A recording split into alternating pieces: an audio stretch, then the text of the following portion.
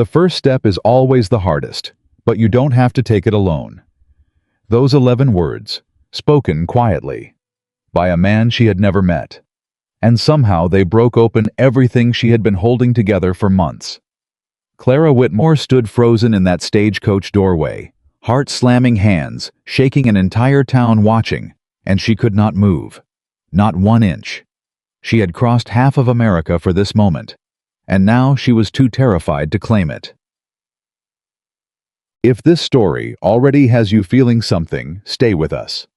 Subscribe to this channel and follow Clara's journey all the way to the end. And drop a comment telling us what city you're watching from, because I want to see exactly how far this story travels. The stagecoach had been rocking for 11 hours. 11 hours of bad road, dry heat, and the kind of silence that sits in your chest like a stone.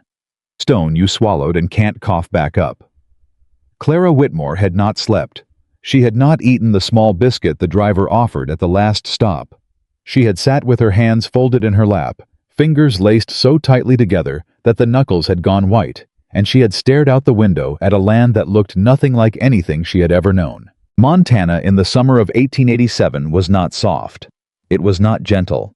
It was wide and severe and magnificent in a way that made a person feel very, very small. The mountains in the distance looked like the edge of the world. The sky above them went on forever. And the dust lord, the dust rose up from under the wheels in great brown clouds and coated everything and everyone inside that coach with a fine dry film that stuck to skin and settled into hair and made the back of the throat feel like sandpaper. Clara had not minded the dust, not really. She had bigger things sitting on her heart. She was 24 years old. She was wearing her best dress, which was not a very good dress by anyone's measure, pale blue cotton mended at both cuffs, with a collar that had been pressed and repressed until the fabric was nearly thin enough to see through. She had her mother's brooch pinned at her throat. She had her worn leather suitcase wedged between her feet and the seat opposite. She had 43 letters bundled and tied with kitchen string tucked inside the lining of that suitcase. And she had a promise. That was what she kept coming back to in those 11 hours of bad road. The promise. She had read his letters so many times that she could recite whole passages from memory, lying awake at night back in Philadelphia, when the walls of her family's empty house felt like they were leaning inward. James Walker wrote the way some men talked slowly, carefully choosing each word like he was picking something up off the ground and turning it over to make sure it was worth keeping. He was not flowery. He was not romantic in any of the ways that the novels Clara had read as a girl described romance. He did not promise her the moon or the stars or a life without hardship. He promised her honesty. He promised her respect. And in one letter, the 14th one, she knew it by heart. He had written something that she had never been able to get out of her head. I won't pretend this life is easy, Miss Whitmore. It isn't. The winters are hard, and the work is harder, and there are days when the land takes more than it gives back. But I can promise you this much, whatever we build here, we will build it together. Equal parts. No woman who comes to this house will ever be made to feel like she's less than what she is. Equal parts. She had read those 2 words so many times, the paper had softened at that spot, grown worn from her fingertip tracing over it. Equal parts. And then the stagecoach had lurched to a stop. The driver called out, "Red Valley," in his flat bored voice, and Clara heard through the thin wooden walls of the coach the sound of people. Voices. Boots on dry ground. The particular kind of quiet that falls over a crowd when they're all looking at the same thing. They were looking at the stagecoach. They were looking for her. She heard a woman's voice say quite clearly, "That must be Walker's bride." And the bottom fell out of Clara's stomach. She sat there, and she did not move. The other passenger, a heavy-set traveling merchant who had been dozing across from her since the last stop, climbed out with a grunt and a tip of his hat and disappeared without a backward glance. And Clara sat. The door hung open. The summer heat poured in. And she sat. "Miss." The driver's voice came from up above, not unkind, but with the particular edge of a man who has a schedule. "This is Red Valley, end of the line." "I know," Clara said. Her voice came out much smaller than she intended. "I know, thank you. I just need a moment." There was a pause. "Take your time," the driver said. But the way he said it made clear that he thought she had already used enough of it. Clara pressed her palms flat against her knees and tried to breathe. She had a habit when she was frightened of making lists inside her head. Practical things. Things she knew to be true and solid. It was a trick her mother had taught her when she was small and afraid of thunderstorms. "What do you know for certain, Clara Bird?" She knew she was in Red Valley, Montana. She knew today was the 12th of June. She knew the sun was shining and the temperature was somewhere between uncomfortable and miserable. She knew she had 43 letters from a man who had never promised her anything he didn't intend to keep. She knew her name. She knew she had come this far. She knew she was absolutely, completely bone-deep terrified. The list was not helping. She heard the murmur of the crowd outside, shift the way a crowd does when someone moves through it, and then a shadow fell across the open doorway of the stagecoach. And she looked up. How was taller than she had imagined. That was the first thing. The letters had never mentioned height, and she had built him in her mind from the careful, measured language of his words, solid. She had thought steady, but she had not imagined tall. He had his hat in his hands, holding it at his side. His hair was dark, streaked with gray at the temples. His face was weathered the way all men's faces were weathered out here by sun and wind and work. His jaw was set. His eyes, even from the dimness of the coach, were the particular gray-green of river stones. He did not speak immediately. He looked at her, not in the way that made her feel examined, not in the way of a man assessing a purchase, but in the way of a person who is trying very carefully to understand something. Then he said quietly enough that only she could hear it. "The first step is always the hardest." Clara's throat tightened. "But you don't have to take it alone." And he extended his hand. Not commanding, not demanding, simply offered. His palm was rough. Even from that distance, she could see the calluses, the work-worn lines of a man who had spent 15 years building something with his bare hands. His hand was not the hand of a man who expected things to be given to him. It was the hand of a man who had earned everything he had. Clara looked at that hand for a long moment, and then she looked back at his face, and something in his eyes, not pity, she realized later. Not patience exactly. Something closer to recognition. The look of someone who had stood at the edge of something frightening and understood from the inside what it felt like. She reached out and took his hand. Her legs were unsteady when she finally stepped down. She felt the ground under her feet and was briefly fiercely grateful for it. The crowd around them made a sound she couldn't tell if it was approval or relief or simple satisfied curiosity. And she straightened her spine and lifted her chin the way her mother had taught her, and she did not look at any of them. She looked at James Walker. "Thank you," she said. Her voice was steadier now, barely but steadier. "Don't thank me yet," he said. There was something around his eyes that might have been the beginning of a smile. "You haven't seen the ranch." And then just like that there was a burst of laughter from somewhere in the crowd, and the tension broke like a soap bubble, and people began to move again, and the world came back to life around them. Clara breathed. It was, she would think later, the first real breath she had drawn since Philadelphia. But that moment, those 11 seconds of frozen stillness in the doorway of a stagecoach with an entire town watching, did not disappear just because she had stepped down. It followed her. It followed her into the boarding house where James arranged a room for her that first evening. A small, clean room with a white pitcher and basin and a window that looked out onto Red Valley's single main street. It followed her through the awkward, careful supper she ate with the boarding house proprietress, Mrs. Agnes Hollis, a sharp-featured woman of about 60, who had clearly already formed several firm opinions about mail-order brides in general, and Clara Whitmore in particular. It followed her when she lay awake that first night, staring at the unfamiliar ceiling, listening to the sounds of a town she didn't know, in a territory she had never imagined she'd see. Having made a promise to a man whose handshake she had felt for approximately 45 seconds. What had she done? What on earth had she done? The letters had started for Clara as a last resort. That was the truth of it, and she had never been able to make herself dress it up in prettier language. Not even in her own mind where no one could see. Her family had lost everything. Not dramatically, there had been no single catastrophic event, no fire, no flood, no betrayal. Just the slow grinding erosion of a business that had never been quite stable enough.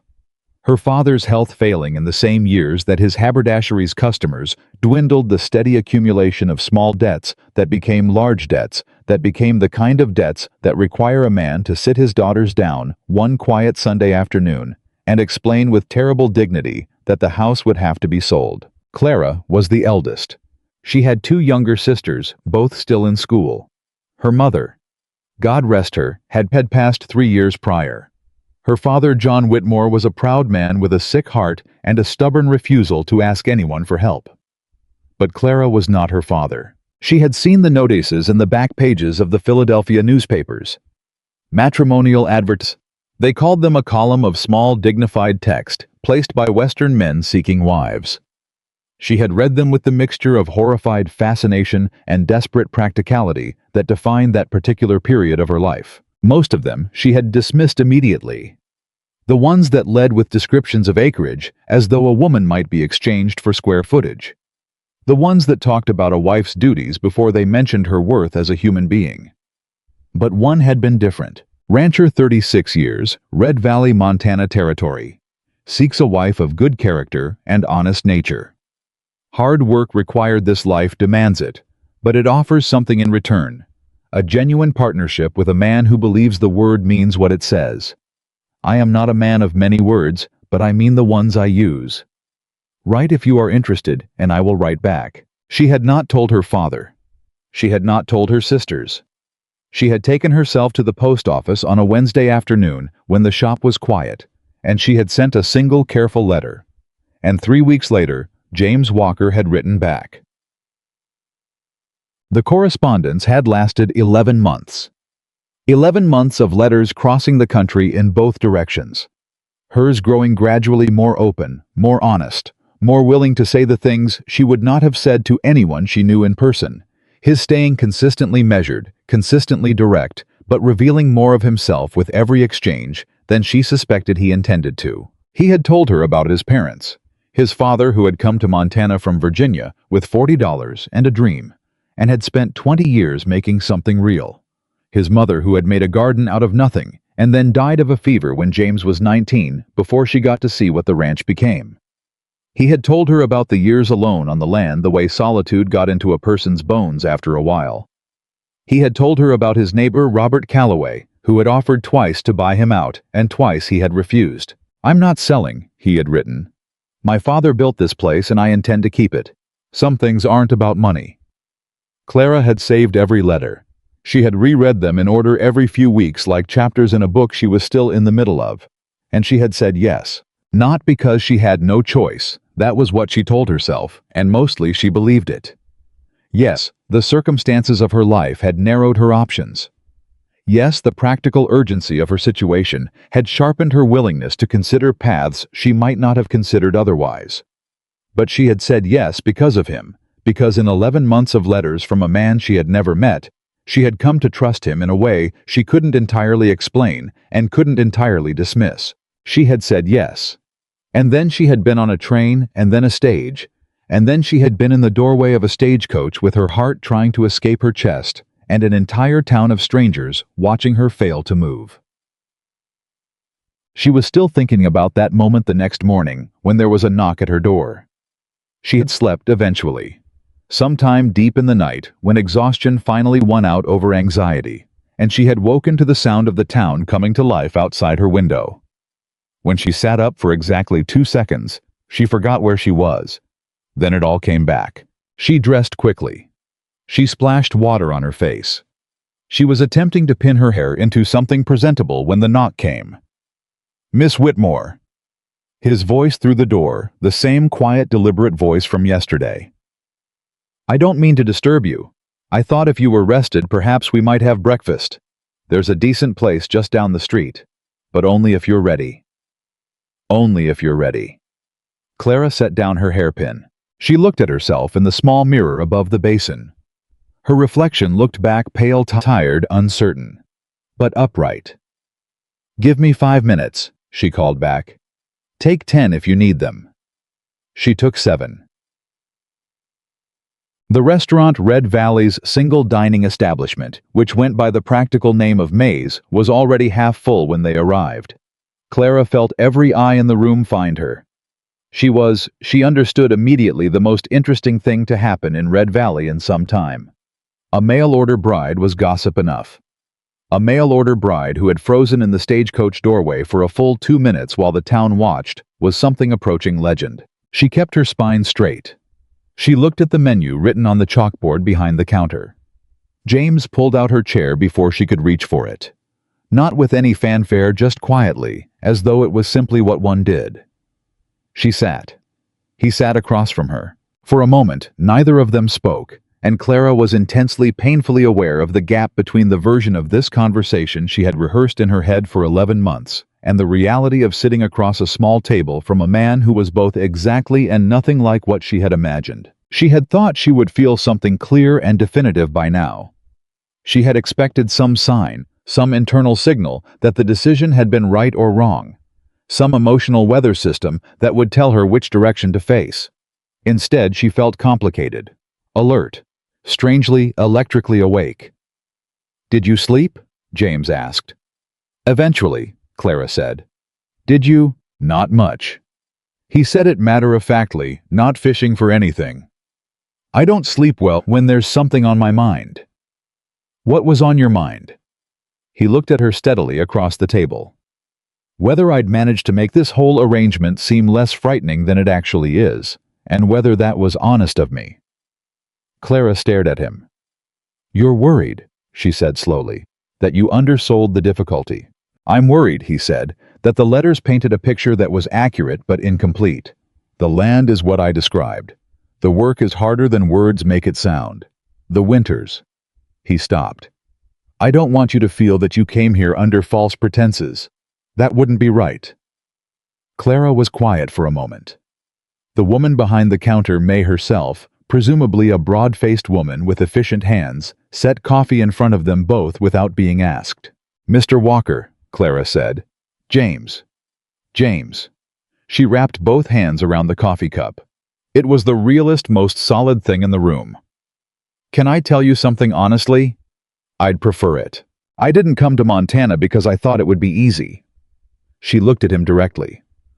"I've read your letters. You were never anything but straightforward about what this life is. I didn't come because I was deceived." She paused.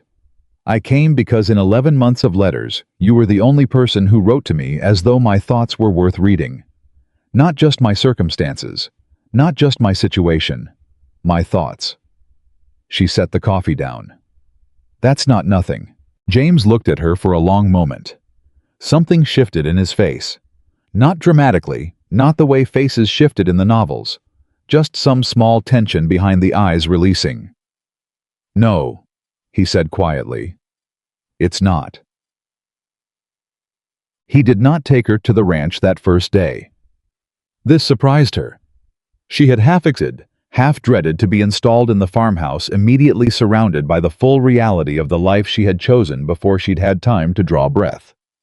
Instead, James said simply that he thought she might want to know the town a little before she knew the land. He walked her through Red Valley with the unhurried patience of a man who understood that a person needed to orient themselves before they could move forward. He introduced her to people without ceremony. Doc Birch, the physician, a small, cheerful man who shook her hand like a gentleman. Thomas Reeves, who ran the general store and had the particular bright eyes of someone who collects information the way others collect coins. The schoolteacher, Miss Ida Gray, 26 years old, and already with the quiet authority of someone twice her age. "I heard you're educated," Miss Gray said when James introduced them. Her assessment was direct and unembarrassed. "Philadelphia," the letters said. "Yes," Clara said. "Can you read Latin?" Clara blinked. "A little." "French?" "Conversationally." Miss Gray tilted her head. "I have 14 students and one reading primer between them. We could use someone who knows what a book looks like on a regular basis, in case you find yourself with time." Clara looked at James. He looked back at her with that expression she was beginning to recognize, neutral on the surface but with something quiet and watchful underneath, paying attention. "I'd like that," Clara said, "if it's appropriate." "Everything's appropriate when the alternative is children growing up without books," Miss Gray said briskly, and moved on. James watched her go. "She's been trying to get a second teacher for 2 years," he said. "She's very direct. Montana does that to people." He said it simply, not as criticism. "You either get direct or you don't last." Clara thought about that. "Is that a warning?" she asked. "No," James said. He looked at her with that same steadiness that she had noticed from the very first moment in the doorway of the stagecoach. "It's information. What you do with it is up to you."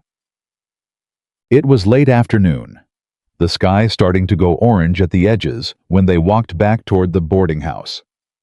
The day had been not easy exactly, but real. Real in a way that the 11 months of letters, for all their honesty, had not been able to fully prepare her for. She had met a town. She had met a man. She was still frightened. She wouldn't pretend otherwise, not even to herself. But something else had begun underneath the fear, like a fire that was still uncertain of itself, but was undeniably burning. "I want to ask you something," Clara said when they were nearly at the boarding house door. "Go ahead." She stopped walking. He stopped too. The street was quieter now. The heat of the day was lifting into the long summer evening. "Yesterday," she said. When I couldn't come down from the coach. When the whole town was watching and I was just—" She paused, and she made herself finish the sentence without looking away. "When I was frozen there like a fool. Everyone saw it. You saw it." "I did," James said. "What did you think?" She meant it honestly. She needed to know. Not because she was fishing for reassurance. Because she needed to understand what she was working with. Not what you wanted to think.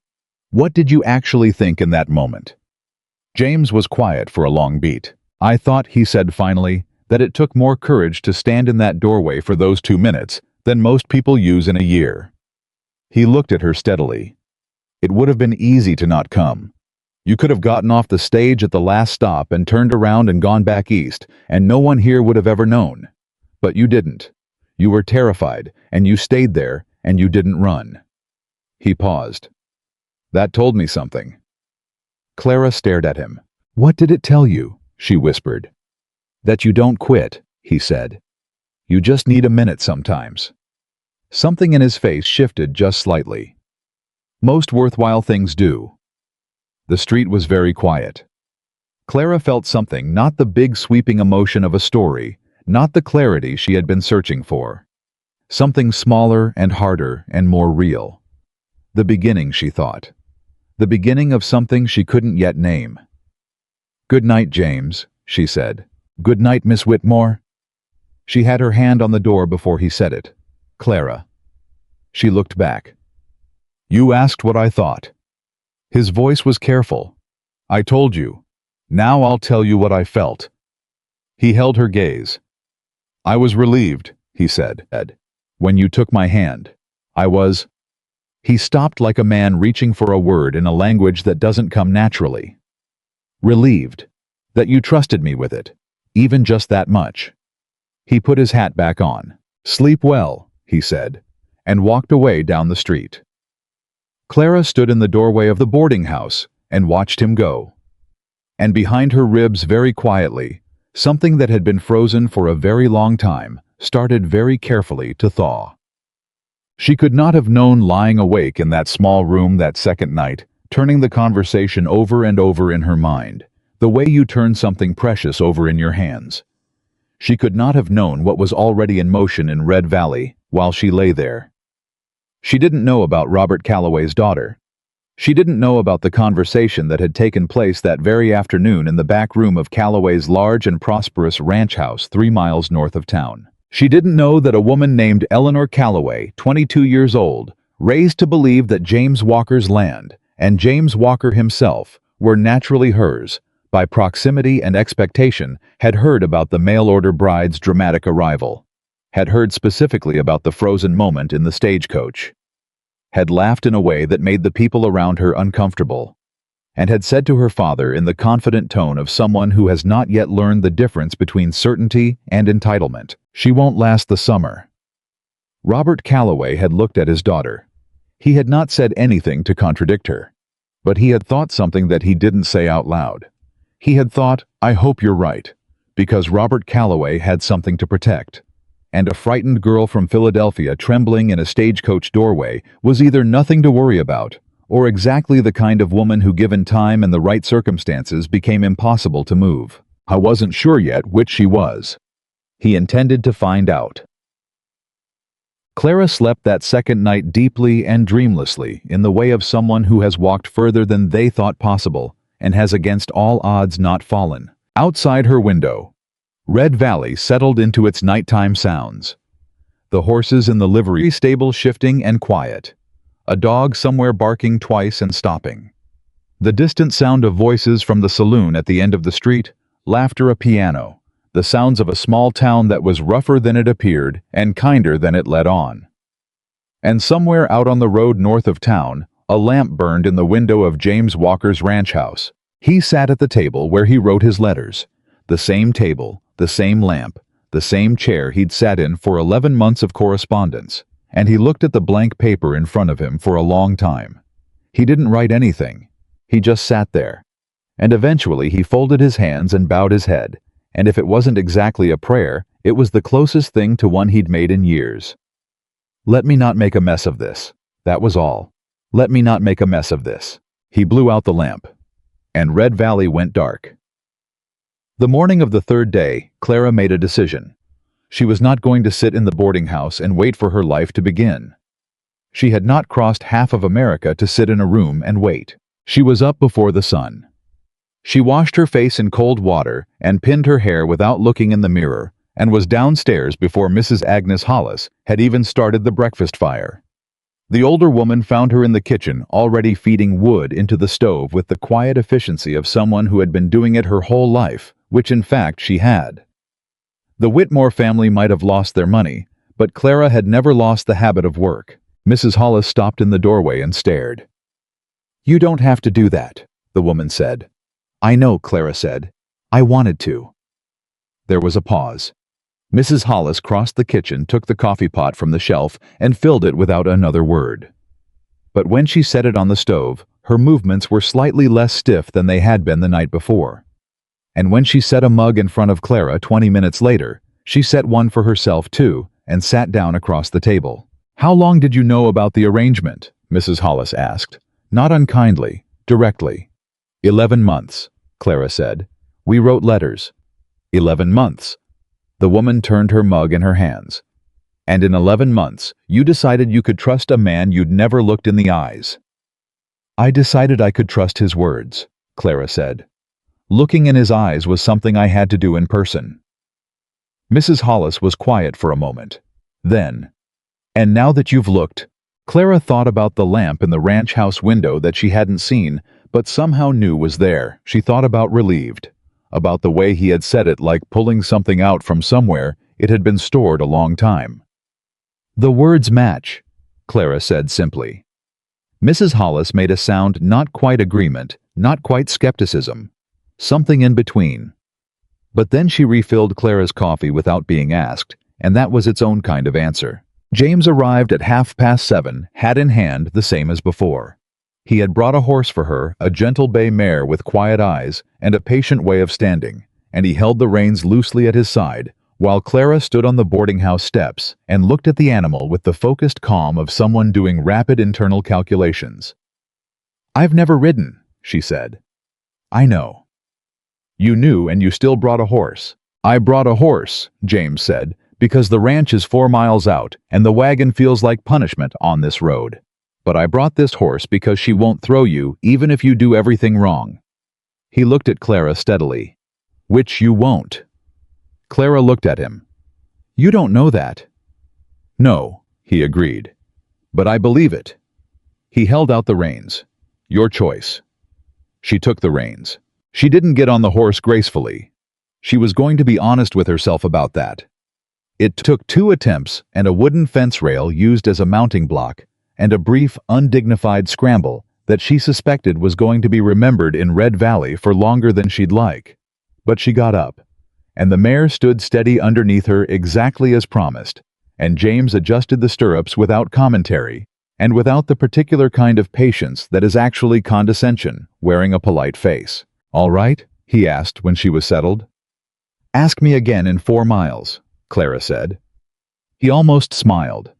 She was starting to learn the geography of his face the way a smile moved through it slowly, like weather crossing a plain, visible from a distance before it fully arrived. They rode.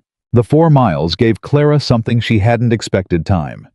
Time with no one watching, no town full of eyes tracking her every movement, no pressure to perform normalcy. Just the road and the morning, and the man riding beside her at an unhurried pace that made it easy to forget she'd never done this before. James talked as they rode. Not in the uncomfortable, filling silence way of a nervous person, but in the quiet, practical way of a man showing someone his world because he thought they deserved to understand it. He told her the names of things: the creek that ran along the east edge of his property, the mountain to the north that changed color in the late afternoon light, the section of fence that needed replacing before winter, the neighbor whose property line butted up against his on the south side. Thomas Henley, decent man, kept to himself. He did not mention the Callaways. Clara noticed, but did not ask. Not yet. What she did ask was, "Why did you place the advertisement?" He was quiet for a moment. The horses moved. The road curved around a stand of trees. "Because I was 45 years old, inside a 36-year-old body," he said finally, "and I had run out of reasons to think that would change on its own." Clara looked at him. "That's a very specific answer. You asked a specific question. Most men would have said something simpler. Something about the ranch needing a woman's hand, or..." "Most men would have been lying," James said without heat. "I've been alone on that land for 8 years since my last hired hand moved on. The ranch doesn't need a woman's hand. The ranch needs what anyone needs, which is someone who gives a damn about it." He paused. "I wanted someone who would give a damn about the place, about the life." Another pause, shorter. "About me, maybe, if it came to that." The honesty of it hit Clara somewhere below the sternum. She had expected out here the same performance she'd navigated her whole adult life. Men saying the expected thing, meaning a slightly different thing. The gap between the two being where women fell and hurt themselves. She had built armor against that gap. She had become very good at reading it. James Walker did not appear to have a gap, which was either the most reassuring thing she had ever encountered or the most dangerous. She hadn't decided yet. The ranch came into view gradually, the way things do when you're approaching them, honestly, not appearing suddenly, but resolving out of the distance by degrees, becoming more real the closer you got. A house larger than she'd imagined, smaller than she'd feared. A barn. Several outbuildings. Fenced pasture where cattle moved slowly, heads down, in the easy way of animals that are not afraid of their surroundings. And a garden. Clara saw it before she saw anything else, which was strange, because it was not the largest or the most prominent feature of the property. But it caught her eye and held it, a carefully tended rectangle of earth beside the south wall of the house, with a low wooden border and something growing in it that was green and deliberate and alive. She didn't say anything, but James saw her looking. "My mother's," he said. "I've kept it going." A beat. "Not because I know anything about gardens. I've killed half of what I've planted, but it seemed wrong to let it go entirely." Clara looked at the garden for a moment longer. Then she looked at James. "What did she plant there?" she asked. "Flowers mostly, some herbs." She said a house without something growing near it was just a building. He paused. "I've managed to keep the lavender alive. Everything else is ongoing negotiations." Clara made a sound before she could stop it. Not quite a laugh, the first thing that had been close to a laugh since Philadelphia. She caught it and pressed her lips together, but she was too late. He'd heard it. He looked at her with that not quite smile. "Ongoing negotiations," she repeated, "with the garden." "The garden has strong opinions," James said with the perfect solemnity of a man who was, she was starting to understand, quietly and deliberately funny when he chose to be. "I have learned to respect them. This time Clara didn't catch the laugh. It came out short and genuine, and it startled her, the sheer normalcy of it, laughing here in the middle of all this uncertainty and fear at a man talking about a garden as though it had a personality. James looked straight ahead at the road. But something in his posture changed very slightly, the way a person's shoulders drop when they've been carrying something and set it down without noticing. They rode the last quarter mile in a silence that was for the first time comfortable. The farmhouse was clean. That was the first thing Clara registered when she stepped inside. Not the furniture, or the layout, or the practicalities of the space, but the cleanliness of it. The deliberate order of a person who has been preparing for company. Yes, but also the deeper order of a person who lives carefully, who does not treat their own space as an afterthought. The curtains were new. She could tell by the way they hung still, with the crisp reluctance of fabric that hadn't been washed yet, holding faint lines where they'd been folded in the packaging. "You bought curtains," she said. "The old ones were—" He stopped. "Yes." "When?" A pause. 3 weeks ago. 3 weeks ago. When her last letter had confirmed she was coming. When the decision had become real. Clara ran 2 fingers along the edge of the curtain fabric. "They're nice," she said. "They were the only ones in the store. They're still nice." She turned and looked at the room. The repaired floorboard near the door, she could see where fresh wood had been worked in a slightly different shade. The shelf on the kitchen wall with space clearly made on it cleared waiting. The bedroom door half open, she didn't go in, but from where she stood, she could see the corner of a bed with a quilt laid across it, and she recognized from the pattern the particular age of something handmade and preserved. She turned back to James. How was watching her the way he'd watched her at the stagecoach, with that careful attending quality, giving her space to take in what she was seeing without rushing her toward a conclusion. "Your mother's quilt," Clara said. "Yes." "James." She kept her voice steady. "You put your mother's quilt on the bed." "It was in a chest," he said. His voice was even. "It seemed it belongs on a bed. That's what it was made for." Clara looked at him for a long moment. She was not going to cry. She was absolutely not going to cry on day 3 in a man's kitchen over a quilt. That was not. She was not that kind of woman. She was practical. She was sensible. She had made it this far on the strength of those qualities, and she was not about to abandon them now. "Right," she said. Her voice came out slightly less steady than she would have liked. "Well, show me the rest then." He showed her the rest. The barn where he introduced her to 4 horses, 8 cattle, and a pair of dogs named Lincoln and Grant, who had the particular dignity of working animals that know their own worth. The henhouse with its 12 occupants, all of whom had opinions about strangers and were not shy about expressing them.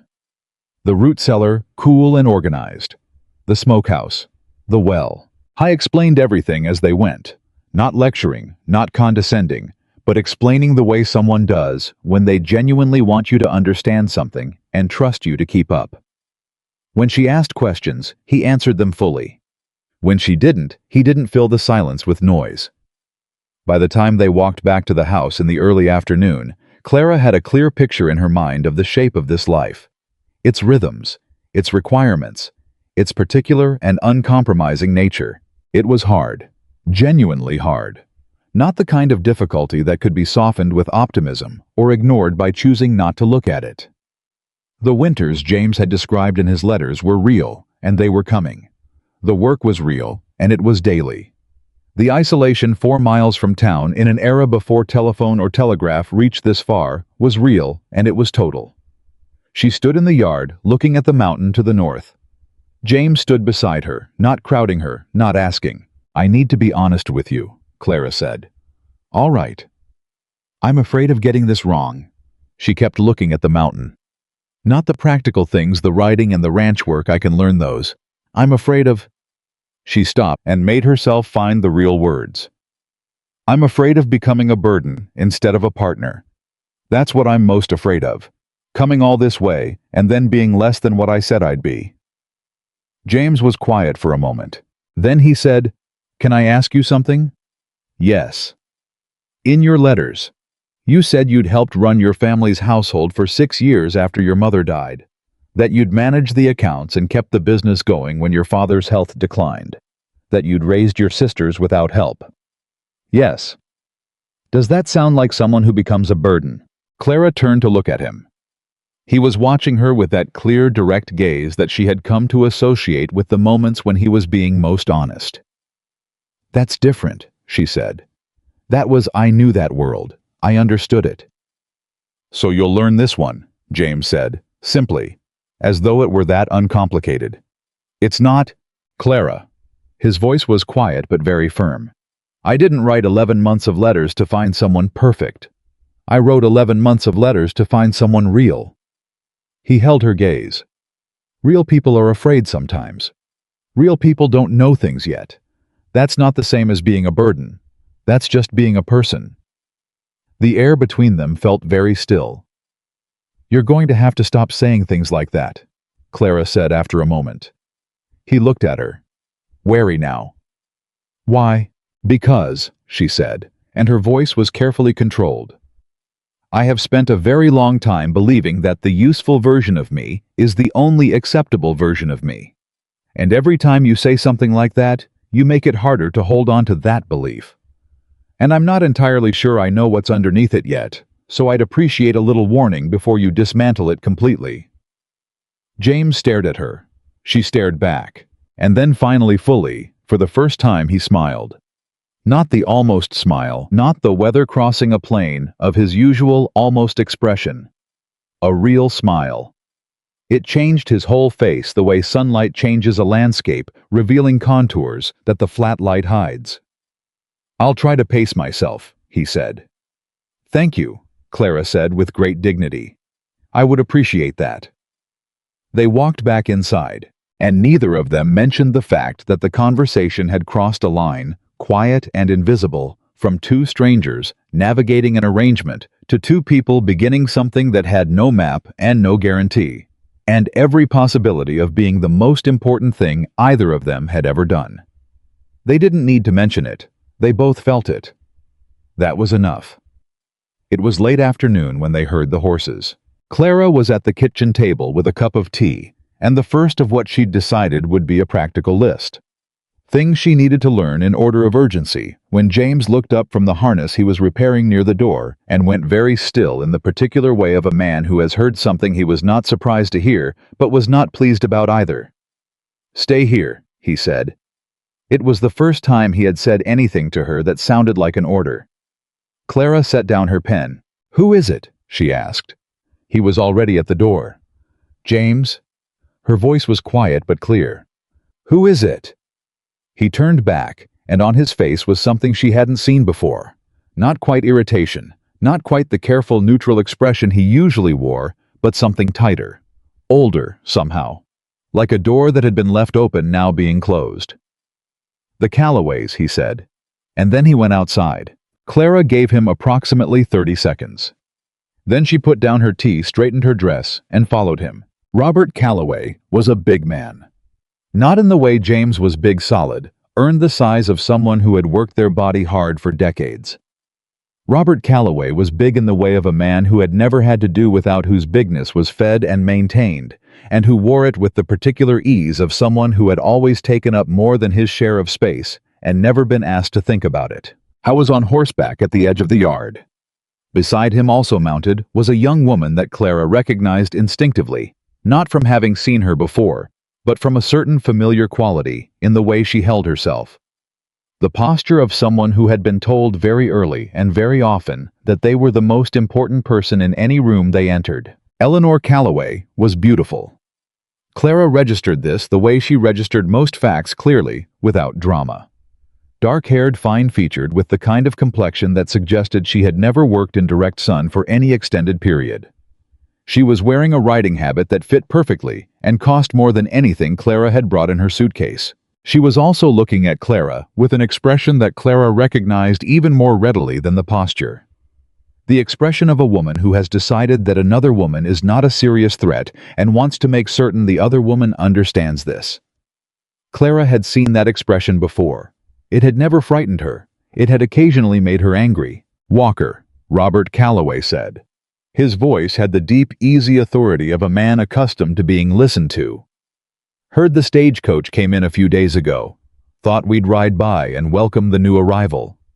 His eyes moved to Clara. This her. James had not moved from where he stood between the visitors and the house. His posture was relaxed, but the kind of relaxed that is one thin layer over something considerably less relaxed. "This is Clara Whitmore," James said. "Clara Robert Calloway. His property borders mine to the north." "Miss Whitmore." Robert Calloway looked her over with the frankness of a man who considered this his right. "Long way from home." "A long way," Clara agreed. Her voice was steady. "But I'm here now." Eleanor Calloway's eyes moved over Clara with a slow, evaluating patience that was clearly meant to be noticed. "We heard about your arrival," Eleanor said. Her voice was smooth and pretty and had just enough warmth in it to make the absence of actual warmth less immediately obvious. "The whole town was talking about it." A small smile. "It must have been overwhelming. Coming all this way, not knowing anyone, not knowing the place." Another pause, perfectly calibrated. "Not knowing anything, really." The silence that followed was exactly 2 seconds long. Clara looked at Eleanor Calloway with the particular focused calm of a woman who has survived worse than this and is aware of it. "It was overwhelming," Clara said, agreeing pleasantly. "I expect most worthwhile things are at first." She smiled back, equally smooth. "I've found the people here to be remarkably kind. It makes the learning curve feel shorter." Something moved behind Eleanor's eyes. Reassessment. Quick, but visible. Robert Calloway cleared his throat. "Well, we won't keep you." He looked at James with an expression that was friendly in all the ways that mattered least, and knowing in all the ways that mattered most. "You need anything, Walker, you know where we are." "I do," James said. "Same as always." Calloway turned his horse. Eleanor followed, but not before allowing herself one more slow look at Clara. Not the dismissive look this time, but something sharper, more careful. The look of someone revising a calculation. They rode off down the road. James stood without moving until the sound of hoofbeats faded. Then he turned. Clara was already looking at him. "Well," she said. "Well," he said. That was informative. That's one word for it. He looked at her steadily. "Are you all right?" "I'm perfectly fine." She paused. She expected me to flinch. Did she get what she expected? No. Clara looked down the empty road. She won't forget that. James studied her for a moment. "Clara, I should tell you something about the Calloways." "I think," Clara said, "you should tell me quite a few things about the Calloways." They went back inside. James told her at this kitchen table, with the matter-of-factness of a man who is not interested in drama, but is also not interested in letting someone walk into something blind. Robert Calloway had been trying to acquire James's land for 6 years. Not aggressively, not through any means that could be called hostile, just steadily, persistently, the way water moves toward a lower place. Offers made and declined. Fence line disputes carefully documented and resolved. A slow, patient campaign of pressure from a man who believed that everything eventually came to him if he waited long enough. "I wants the water rights on the East Creek," James said. "My land controls access to it. Without it, his south pasture becomes significantly less useful in a dry summer." "And you've refused to sell?" 6 times. Clara looked at him. "And Eleanor." James was quiet for a moment. Not uncomfortable, just considering his words. "Eleanor grew up believing that what her father wanted, they would eventually have," he said carefully. "Including..." He stopped. "Including you?" Clara asked directly. "No formal understanding was ever made," James said. "I want to be clear about that. I never said anything to encourage it." He looked at her steadily. "But I'm aware that she had expectations, that her father had expectations." "Which is why you placed an advertisement for a wife," Clara said slowly. "Rather than other options." "I placed an advertisement," James said, "because I wanted to choose for myself, freely, not because of proximity or expectation or..." He stopped, set his hands flat on the table. I placed an advertisement because I read the responses, and yours was the first one that read like a person talking to another person. Not an application, not a performance. He looked at her. That's the only reason. The kitchen was very quiet. Clara looked at her hands for a moment. Then she looked up. James, she said. Whatever Robert Calloway wants with your land, that's a problem that existed before I arrived. And whatever Eleanor expected, that's not something I created. She paused. But I want you to understand something. I did not come to Montana to be anyone's obstacle. I came here to build a life. Her voice did not waver. If people want to make me into a problem, that's their choice. I intend to make it a very difficult choice to maintain. James looked at her for a long moment. Then he said quietly, I believe you. And somehow from this man, those 3 words carried more weight than a speech. But it was what happened later that night after Clara had ridden back to the boarding house and James had gone about the business of the ranch that shifted something in the story that had been quietly building since the stagecoach door swung open. It was Mrs. Hollis who told her. Not with any malice, with the clipped, practical honesty of a woman who believed that useful information should be shared with the people who needed it, regardless of whether they wanted to hear it. Clara had come in from the road with the first real color in her cheeks since arriving, and she was putting away her hat when Mrs. Hollis appeared in the doorway of the parlor and said without preamble, Eleanor Calloway came into town this afternoon while you were out at the ranch. Clara turned. She went to see Thomas Reeves at the store. Mrs. Hollis continued. Thomas isn't a gossip himself, but his wife is, and his wife talked to the schoolteacher's neighbor, and the schoolteacher's neighbor spoke to me directly. She paused. Eleanor was asking questions about you. What kind of questions? Mrs. Hollis's expression was precise and unapologetic. The kind a person asks when they're trying to find out if someone has a reason to leave. Clara stood very still. She was asking. Mrs. Hollis said, whether your family in Philadelphia had any money, whether you'd told James the full picture of your circumstances, whether... She paused again, visibly editing herself. Whether a woman of your situation could realistically be expected to manage ranch life, or whether it was only a matter of time. The words landed the way a cold hand on a warm shoulder lands startlingly inescapably. And what did people tell her? Clara asked. Her voice was very quiet. Thomas Reeves told her to mind her own business, Mrs. Hollis said. Miss Gray told her that a woman's circumstances and a woman's character were 2 different things, and only one of them mattered. A short pause. I wasn't there at the time, or I would have contributed my own thoughts. Clara breathed. But, Mrs. Hollis said, and her voice shifted slightly. Not soft. Mrs. Hollis was not soft, but more direct in a way that meant she had decided to say something true.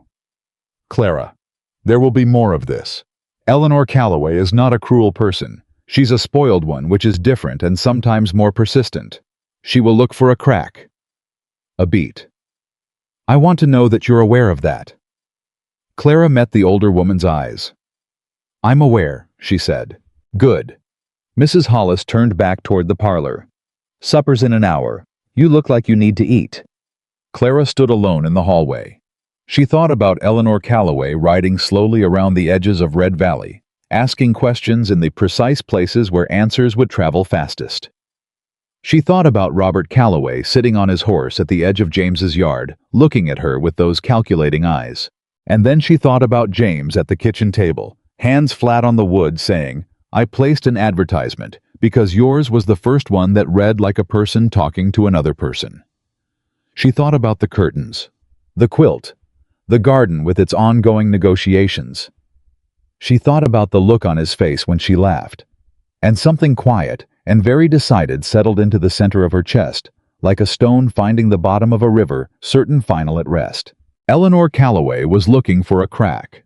She was not going to find one. Not because Clara was invincible. Not because she wasn't afraid she was still afraid, would probably be afraid for a long time yet. But because she had stood in a stagecoach doorway in front of an entire town and shaken with the effort of staying, and she had stayed anyway, and the man who had reached his hand up to her had turned out to be exactly who his words said he was. And that was worth more than Eleanor Calloway's approval, or Robert Calloway's strategy, or an entire town's worth of whispered questions. That was worth fighting for. Clara went upstairs, washed her hands, and came down to supper. And in the morning she would be back at the ranch. There was a garden out there that needed another person who gave a damn about it. She intended to be that person. She kept her word. Every morning for the next 3 weeks, Clara rode the 4 miles out to the Walker Ranch on the bay mare. James had named Patience, which Clara privately thought was either the most appropriate or the most ironic name possible for a horse given to a woman who was learning everything from the ground up. She arrived before 8. She left before dark. And in between, she worked. Not decoratively. Not in the soft peripheral way that she suspected some people in Red Valley had expected a city woman playing at ranch life until the novelty wore off and the reality set in. She worked the way she had worked in her father's house after her mother died, which was with the particular focused intensity of someone who understands that the difference between surviving and not surviving is often nothing more than the willingness to keep moving when every part of you wants to stop. James taught her. Patiently, consistently, without ever once making her feel like her ignorance was a character flaw. He taught her how to read the cattle, how to tell from the way an animal was standing, whether it was sick or distressed, or simply having a difficult morning. The same way you could tell a person's state by their posture before they ever opened their mouth. He taught her how to mend a fence line, which was harder than it looked and more important than it seemed. He taught her the logic of the root cellar, the rotation of the smokehouse, the particular stubbornness of the north pasture gate that required a specific sequence of lifts and shoves to open, and which he had been meaning to replace for 2 years. "Why haven't you replaced it?" Clara asked on the 4th morning after spending 45 seconds wrestling the gate open with a dignity she was barely maintaining. "Because every time I'm about to something else needs replacing more," James said. "Put it on the list," Clara said. "What list?" "The list I'm making." She pulled the small notebook from her apron pocket and held it up. She had started it on day 2, a running ledger of repairs priorities, and what she was beginning to think of as the ranch's outstanding arguments with itself. "You have a good operation here, James, but you've been running it alone for 8 years, which means you've been doing the thing that's on fire and letting everything else wait. Things have been waiting a long time." He looked at the notebook, then he looked at her. "Show me the list," he said. She showed him the list. He was quiet for a while reading it. She watched his face move through something not defensiveness, which she had braced for, but something more complicated. Recognition, maybe. The particular expression of a person seeing their own life written out clearly by someone else's hand and understanding it differently for the distance. "The north fence section," he said finally. "Before the gate." "Yes, before the gate. Because if the fence goes, you lose cattle, and that costs more than the gate costs." "You've been thinking about this systematically." "I've been thinking about this constantly," Clara said with more frankness than she intended. "I lie awake at night making priority lists. It's a problem I've had my whole life." She paused. "My mother called it a gift. My sisters called it exhausting." James looked at her over the top of the notebook, and the not-quite smile arrived slow as weather. "I'll start on the north fence tomorrow," he said. "We'll start on it," Clara said. "I can hold posts." He handed the notebook back without argument. That was the moment Clara would think later, when the thing between them stopped being an arrangement and started being a partnership. Not the romantic moments, not the laugh over the garden or the conversation on the road. The moment he handed the notebook back and said nothing and started toward the north pasture. The moment he simply assumed without fanfare that "we" was the correct pronoun.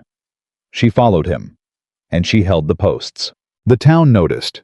Of course it did. Red Valley was not a large place, and Clara's daily rides out to the Walker Ranch were visible and therefore discussed. The discussion, from what she gathered through Mrs. Hollis's dry and comprehensive intelligence network, fell roughly into 3 categories. The first was approving working women who recognized in Clara's schedule the language of someone who meant what she'd come to do. The second was skeptical people who were waiting not unkindly for the inevitable moment when the city girl discovered the limits of her own endurance. The third category was smaller, quieter, and came exclusively from the direction of the Calloway Ranch. Clara was aware of all 3. She paid attention to none of them. Or rather, she paid attention in the way a sensible person pays attention to weather, registering it without being ruled by it, adjusting her route if necessary, but not stopping walking. What she could not ignore was the school. Miss Ida Gray had issued what she clearly considered an open invitation, but what was in practice a barely veiled request. Clara had said she would help if she could. Miss Gray had interpreted "if I can" as starting Tuesday. Which was, Clara reflected the approach of a woman who had learned that invitations have a way of remaining theoretical unless someone treats them as plans. She started on Tuesday. 14 students, ages 6 to 16 in a single room. 3 reading primers between them, and one of which was missing its first and last pages. An abacus, a chalkboard, a world map that was 17 years out of date. And Miss Gray, who was 26 years old and ran her classroom with the efficient calm of someone who had long since made peace with doing more with less. Clara sat in the back on the first day and watched. She was not the kind of person who assumed that watching was beneath doing. She had learned early that the fastest way to make yourself useless was to arrive somewhere and immediately start rearranging things without understanding how they worked.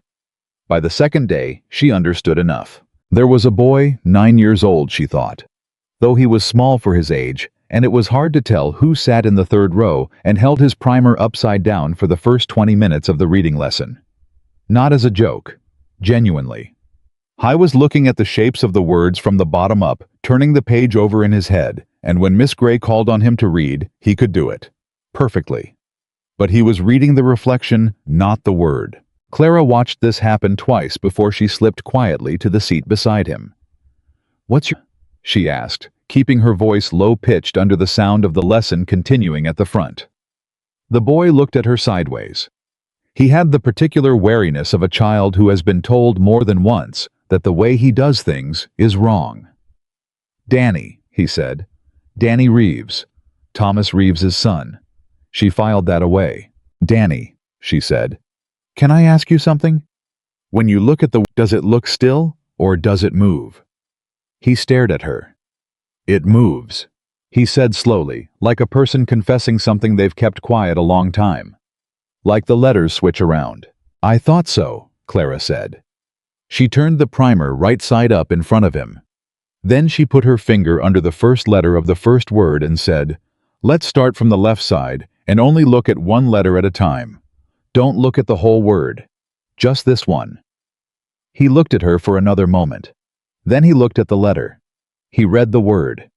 He looked back up at her with an expression that did something to Clara's chest that she hadn't expected.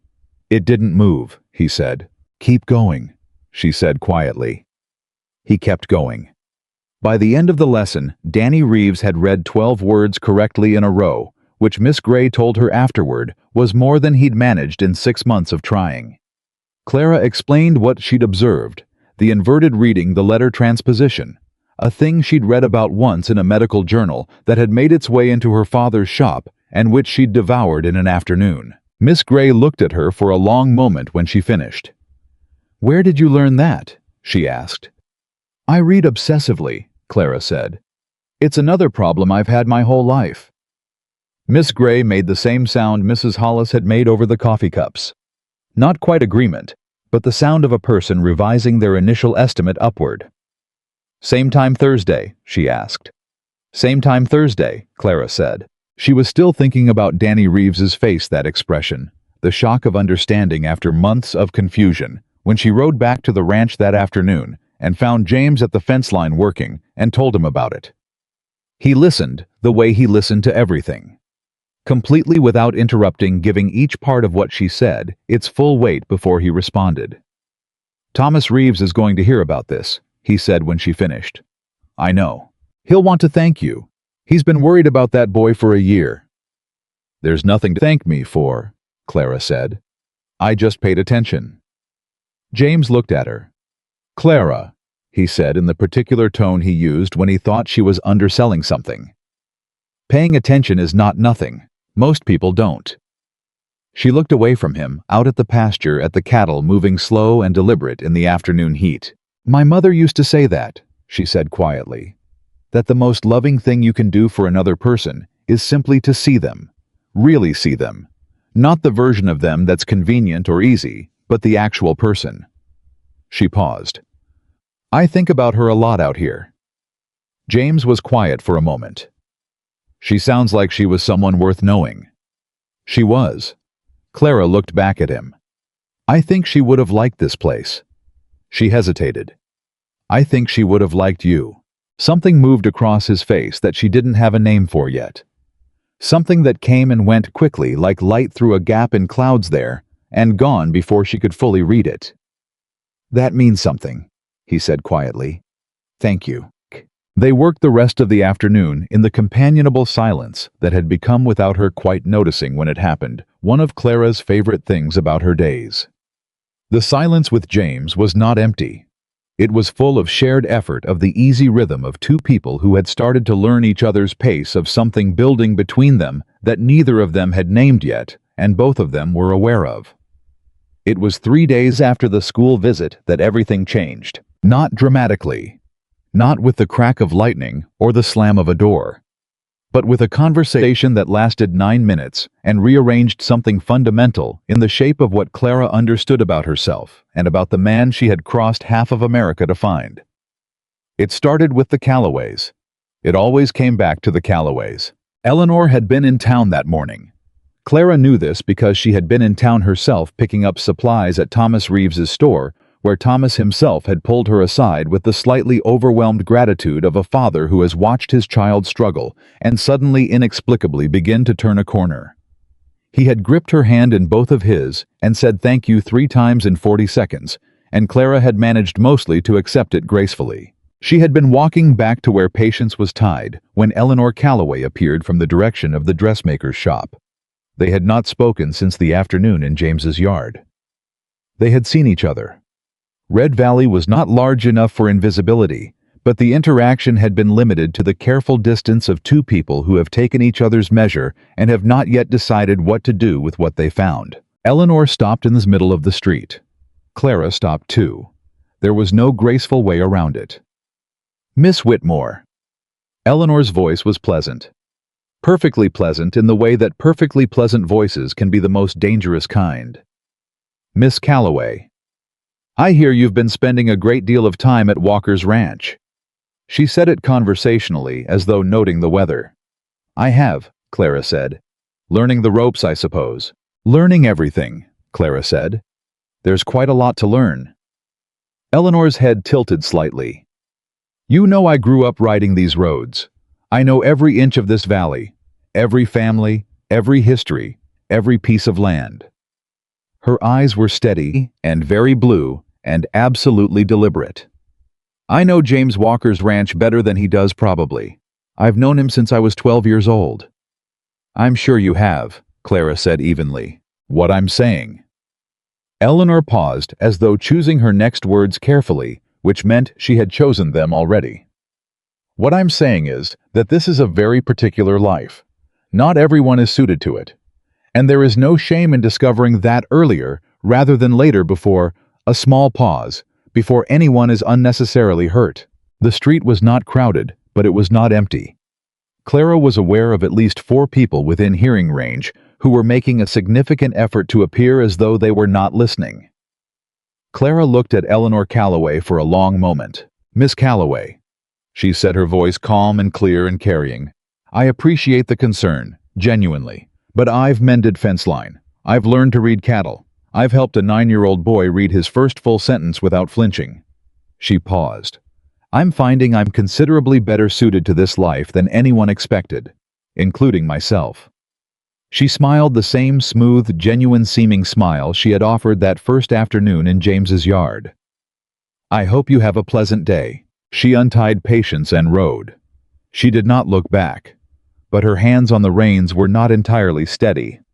And when she was far enough down the road that no one from town could see her, she let out a breath that had been sitting in her lungs for the length of that entire conversation, long and shaking.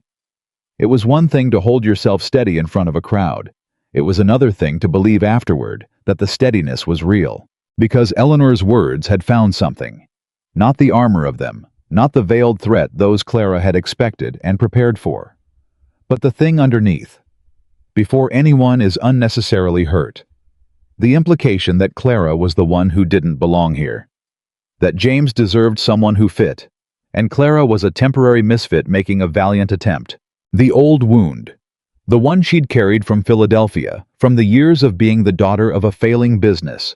The girl whose circumstances defined her before her character got a chance to speak. The fear that she was fundamentally, structurally, not enough for the life she was reaching for. Eleanor Calloway hadn't created that fear. She'd just known exactly where it lived. Clara rode back to the ranch. She went straight to the garden. She didn't go inside, didn't announce herself, didn't look for James. She went to the low wooden border of the garden that James had kept for his mother, and she knelt in the dirt beside the lavender, the only survivor, the ongoing negotiation, and she put her hands in the soil, and she stayed there for a while. She heard his boots on the ground behind her, but she didn't turn around. "You went to town this morning," James said. Not a question. "I did." A pause. "You saw Eleanor. How did you know?" "Because you're kneeling in the garden," he said, "and you have the look of someone who's been told something they can't quite shake." Clara sat back on her heels and looked at the lavender. "She's very good at it," Clara said. "She doesn't say anything cruel. She says something kind very slowly in a tone that makes you feel like you're already losing." She paused. "She said I might not be suited to this life." James was quiet. "And you believed her," he said. "I don't want to," Clara said. "But there's a part of me that—" She stopped. "There's a part of me that was already afraid of that before Eleanor Calloway ever opened her mouth. She just knew which door to knock on." She heard James move, and then he was crouching beside her, not touching, just there, close enough that she was aware of him, the way you're aware of a fire in a cold room.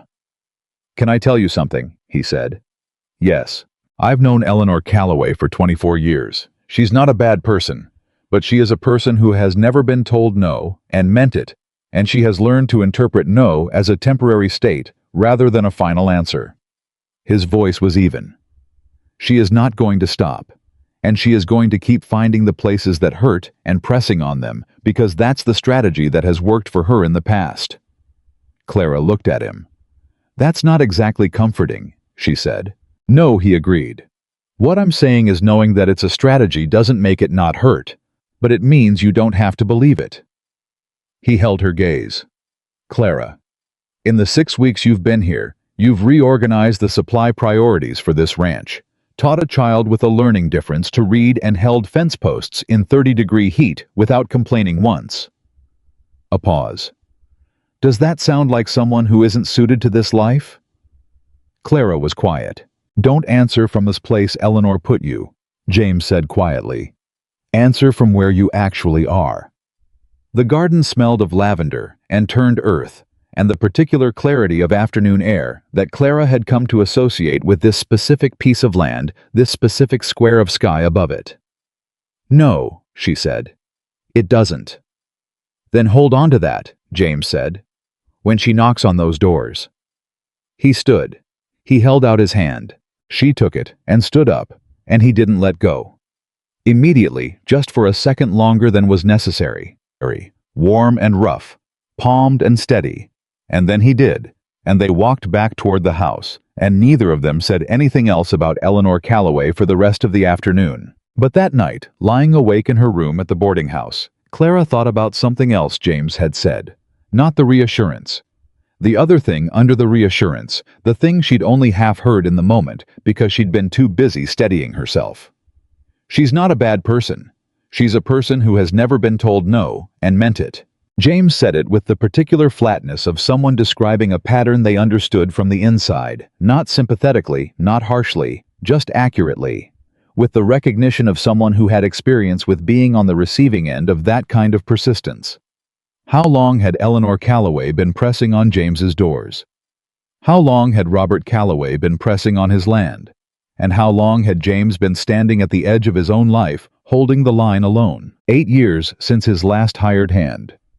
8 years of running the ranch by himself, managing the fence lines and the cattle and the ongoing negotiations with the garden and the persistent patient pressure from the north. She thought about the 14th letter. "Whatever we build here, we will build it together."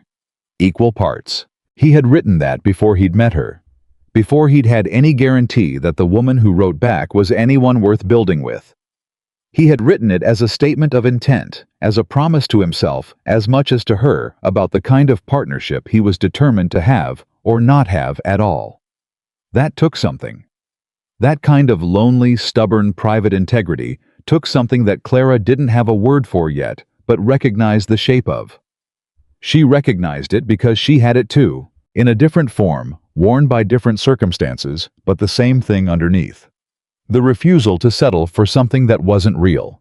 The willingness to wait alone, rather than compromise the thing that mattered most. She had thought coming to Montana that she was the one who needed saving. She had dressed it up in better language, a new beginning, a practical solution, a chance. But underneath, she had been afraid that she was the damaged one, the broken piece, the person coming to this arrangement with less than she should have. She had not understood until this moment, lying awake in the boarding house, listening to Red Valley breathe, that James Walker had been just as afraid. That he had been just as alone, just as uncertain, just as hungry for something real. That the man who had seemed so solid, so steady, so certain of himself on the road and in the kitchen and at the fence line, had his own doors that had been knocked on too long, his own wounds wearing their own Eleanor Calloway-shaped clothes. She thought, I've been thinking about this wrong.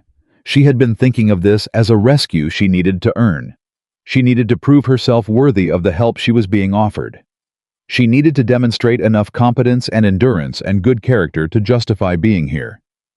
She hadn't understood that he needed her just as much. Not to be saved, not to be completed, but to be accompanied. The way serious people need to be accompanied through serious lives. The way a person carrying something heavy doesn't need someone to carry it for them, just someone walking beside them who knows the weight is real.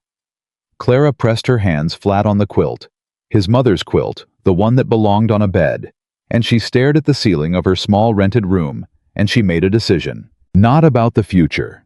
Not about the wedding or the ranch or any of the formal structures that would eventually need to be addressed. Those were for their time. This decision was about now, about tomorrow morning and the morning after that, about showing up fully without the performance of adequacy or the armor of proving herself, just showing up, as herself. The whole self, the frightened parts and the capable parts and the parts that lay awake, making priority lists, and the parts that knelt in gardens, and the parts that could face Eleanor Calloway in the middle of the street with a steady voice and shaking hands. All of it. She had come to Red Valley hoping for a new beginning. She hadn't understood until now that a new beginning wasn't a place you arrived at. It was a decision you made over and over every day, even when it was hard, especially when it was hard. She turned onto her side and closed her eyes. In the morning she would be at the ranch before 8. The north fence still needed 2 more posts, and the lavender needed water. She slept. She did not dream. But somewhere in the hours between dark and dawn, in the deep unconscious place where the body processes what the mind hasn't finished, with something settled. Something that had been held at a slight anxious angle found its level, the way a picture finds the wall when you finally hang it right. Morning came gray and cool with the smell of rain that hadn't fallen yet somewhere in it. Clara was dressed before the light was full. She was downstairs before Mrs. Hollis. She built the fire in the kitchen stove and had the coffee on before the older woman appeared in the doorway, and Mrs. Hollis looked at her and looked at the stove and then looked at her face. "You slept," Mrs. Hollis said. She said it like an observation, but also like a question, and also like something closer to relief. "I slept," Clara said. She poured the coffee. Mrs. Hollis sat down. She wrapped her hands around the mug. She studied Clara for a moment with those sharp, experienced eyes that didn't miss much. "Something changed," she said. "I made a decision," Clara said simply. "About the ranch." "About myself," Clara said. Mrs. Hollis was quiet. Then she nodded once, the specific nod of someone who understands that this answer is more important than a ranch-related answer and does not require further elaboration. "Drink your coffee," she said. "It'll be cold before you know it." Clara drank her coffee, and then she went to saddle Patience. She was halfway down the road to the ranch, moving at the easy, steady pace she had finally managed to find with the horse, no longer fighting the rhythm, but going with it the way you had to when she heard hoofbeats coming fast from behind. Not the casual sound of a rider on a morning errand. Fast. Urgent. She pulled up. The rider was Danny Reeves, Thomas's son. He was 9 years old, and he was pushing his horse harder than a 9-year-old should, and his face when he pulled alongside her was the face of a child who has been given a message and has run with it at full speed. "Miss Whitmore." He was breathing hard. "Pa sent me. He said you need to come back to town, right now." Clara looked at the boy. "What's happened?" Danny swallowed. "It is Mr. Calloway," he said. "He came to see Pa this morning, early. He brought—" The boy hesitated clearly, relaying something he'd heard through walls not meant for him. "He brought papers, miss. Pa said he brought papers about Mr. Walker's land." Everything in Clara went very still. "What kind of papers?" she asked carefully. "I don't know exactly," Danny said. "But Pa looked real worried, and he said—" He stopped again. "Danny." Her voice was gentle but firm. "What did your father say?" The boy looked at her with those grave 9-year-old eyes. "He said someone needs to tell Mr. Walker before Calloway does. And Pa said—" He took a breath. "Pa said you're the one who needs to go." Clara looked down the road toward the ranch. 4 miles. James would be at the fence line or the barn beginning his day unaware. She looked back toward town. Thomas Reeves with a set of papers and a worried expression and a message she didn't yet have all the words for. She made a decision in approximately 3 seconds. "Go back to town," she told Danny. "Tell your father I'm going to the ranch.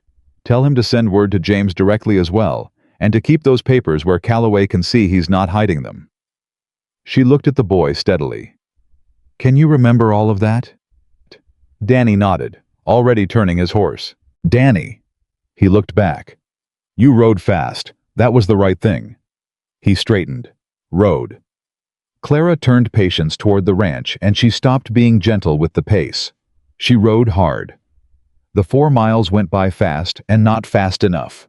Her mind worked the whole time turning over what she knew, what she suspected, what the shape of this was.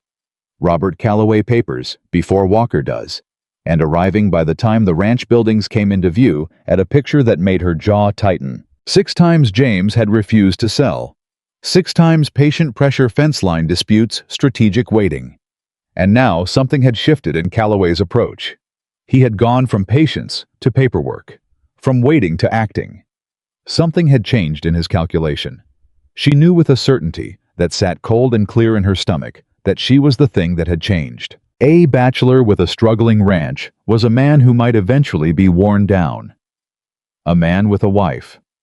A woman with a notebook full of priority lists and a systematic mind, and the particular stubborn endurance of someone who had survived worse, was a different calculation entirely. Robert Calloway was not waiting anymore. He was trying to move before they became too solid to move. James was at the barn. He heard Patience coming and stepped out, and one look at Clara's face told him before she said a word that something had happened. She was off the horse before it fully stopped, which she would reflect on later as evidence of how far she'd come from the woman who had needed a fence rail as a mounting block, and she was talking as she walked toward him. "Calloway went to see Thomas Reeves this morning," she said. "Early. He brought papers about your land." James went very still. "What kind of papers?" "I don't know yet. Thomas is holding them. But James—" She stopped in front of him. "He didn't go to you first. He went to Thomas Reeves, which means he's not making you an offer. He's making a move." James looked at her for 3 seconds. "How long ago?" "An hour, maybe less. Danny Reeves rode out to meet me on the road. Thomas sent the boy." "Thomas sent the boy to find me," Clara said. "Specifically me." She looked at him steadily. "Which tells me Thomas Reeves has made a decision about where his loyalty sits." Something moved through James's face, fast complicated the way a storm crosses a face when everything arrives at once. She watched him process it. The threat, the timing, the implication. "He's trying to do this legally," James said. Papers mean he thinks he has a legal argument. Yes. Which means he's had a lawyer involved. Which means this has been in progress longer than this morning. Yes, Clara said again. He waited. James's voice was flat and very quiet. He waited until there was someone here, until the situation changed. He waited until he thought you had more to lose, Clara said, and he moved before you could get your footing. The two of them stood in the yard of the Walker Ranch in the gray cool of the rain-smelling morning and looked at each other. And what Clara saw in James Walker's face in that moment was something she had not seen before. Something that cracked the steadiness, not all the way, not catastrophically, but enough. A fracture through the composed surface of the man who had always seemed to know what he was doing and why. He was afraid. Not of Calloway exactly. Of losing the thing he'd spent his life building. The land his father had made out of $40 and a dream. The ranch that had cost him 8 years of solitude and was only in these last weeks beginning to feel like a home again. Clara reached out and put her hand on his arm. Listen to me, she said. We are going to ride to town. We are going to look at those papers with Thomas. We are going to understand exactly what Calloway thinks he has. And then we are going to figure out what to do about it. She held his gaze. Together, equal parts.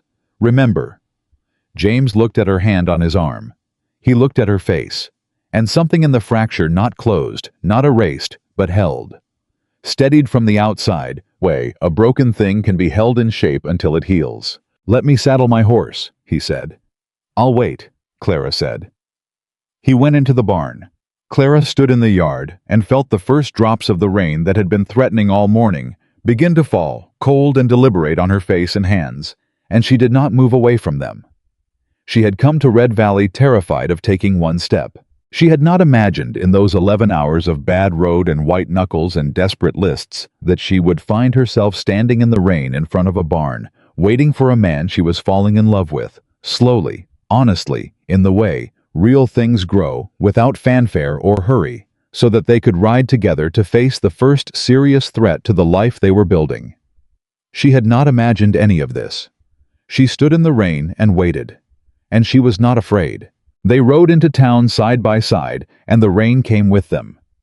Not the violent theatrical kind of rain that announces itself with thunder and makes people run for cover. The quiet kind. The kind that simply arrives and settles in steady and patient and committed the way certain truths do. It soaked through Clara's coat before they reached the first buildings of Red Valley, and she didn't mention it, and James didn't mention it, and neither of them slowed down. Thomas Reeves met them at the door of the general store. He had the look of a man who had been waiting and was relieved the waiting was over his face, tight with something he'd been holding carefully since early morning. The way you hold a lamp in the wind with both hands. James. He stepped back to let them in. His eyes went to Clara, and he nodded once with a gratitude that went beyond the Danny situation, beyond the reading lessons. The nod of a man who has decided where his loyalty is and wants it known. Thomas. James's voice was even. Show me. The papers were on the back counter. Thomas had laid them out flat 4 pages, the handwriting of a lawyer who charged by the word. James picked up the first page and read it. Clara stood beside him and read it too, and she felt him go still, the particular stillness of a man who has been hit somewhere he didn't expect and is deciding whether to show it. She read faster than he did. By the time he set down page 1, she was finishing page 3, and the shape of what Calloway had done was sitting in her chest like a stone dropped in deep water, still falling. He's claiming adverse possession, she said. James looked at her. What? The east fence line. She turned page 3 so he could see the relevant section. Calloway is claiming that the fence has been positioned incorrectly for more than 10 years, and that the strip of land between what he says is the true boundary and where the fence actually sits has been used as Calloway grazing land without contest for long enough to constitute legal claim. She looked up at him. He's not buying your land. He's claiming he already owns part of it. The silence in the back of Thomas Reeves's store lasted approximately 4 seconds. That's my water access, James said. His voice was very quiet. Yes. If he takes that strip, Your East Creek access goes with it.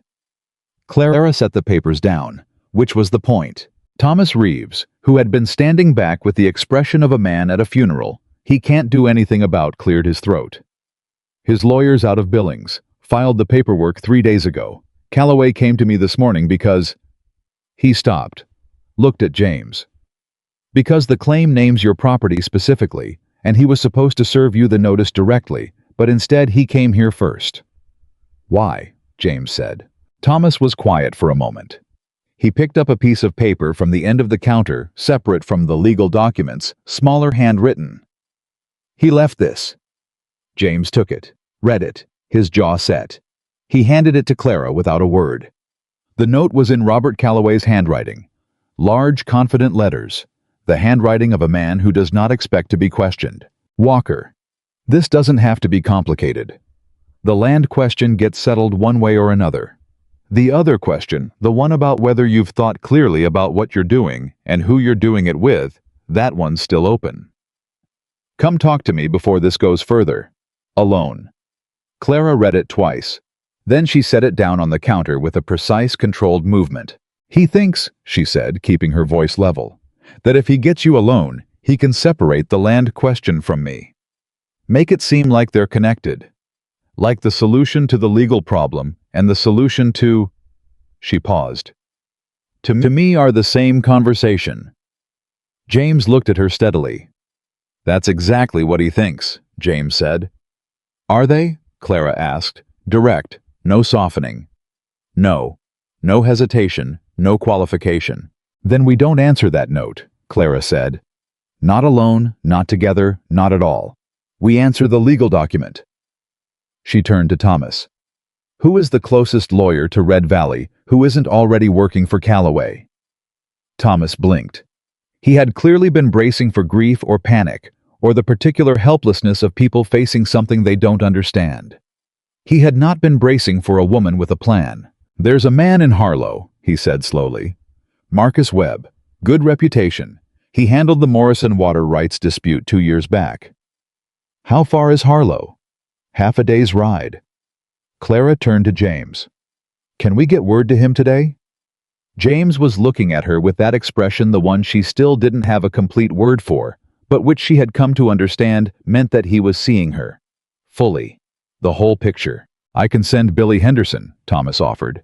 Boy rides like the wind if you pay him enough. Pay him enough? Clara said. Thomas looked at James.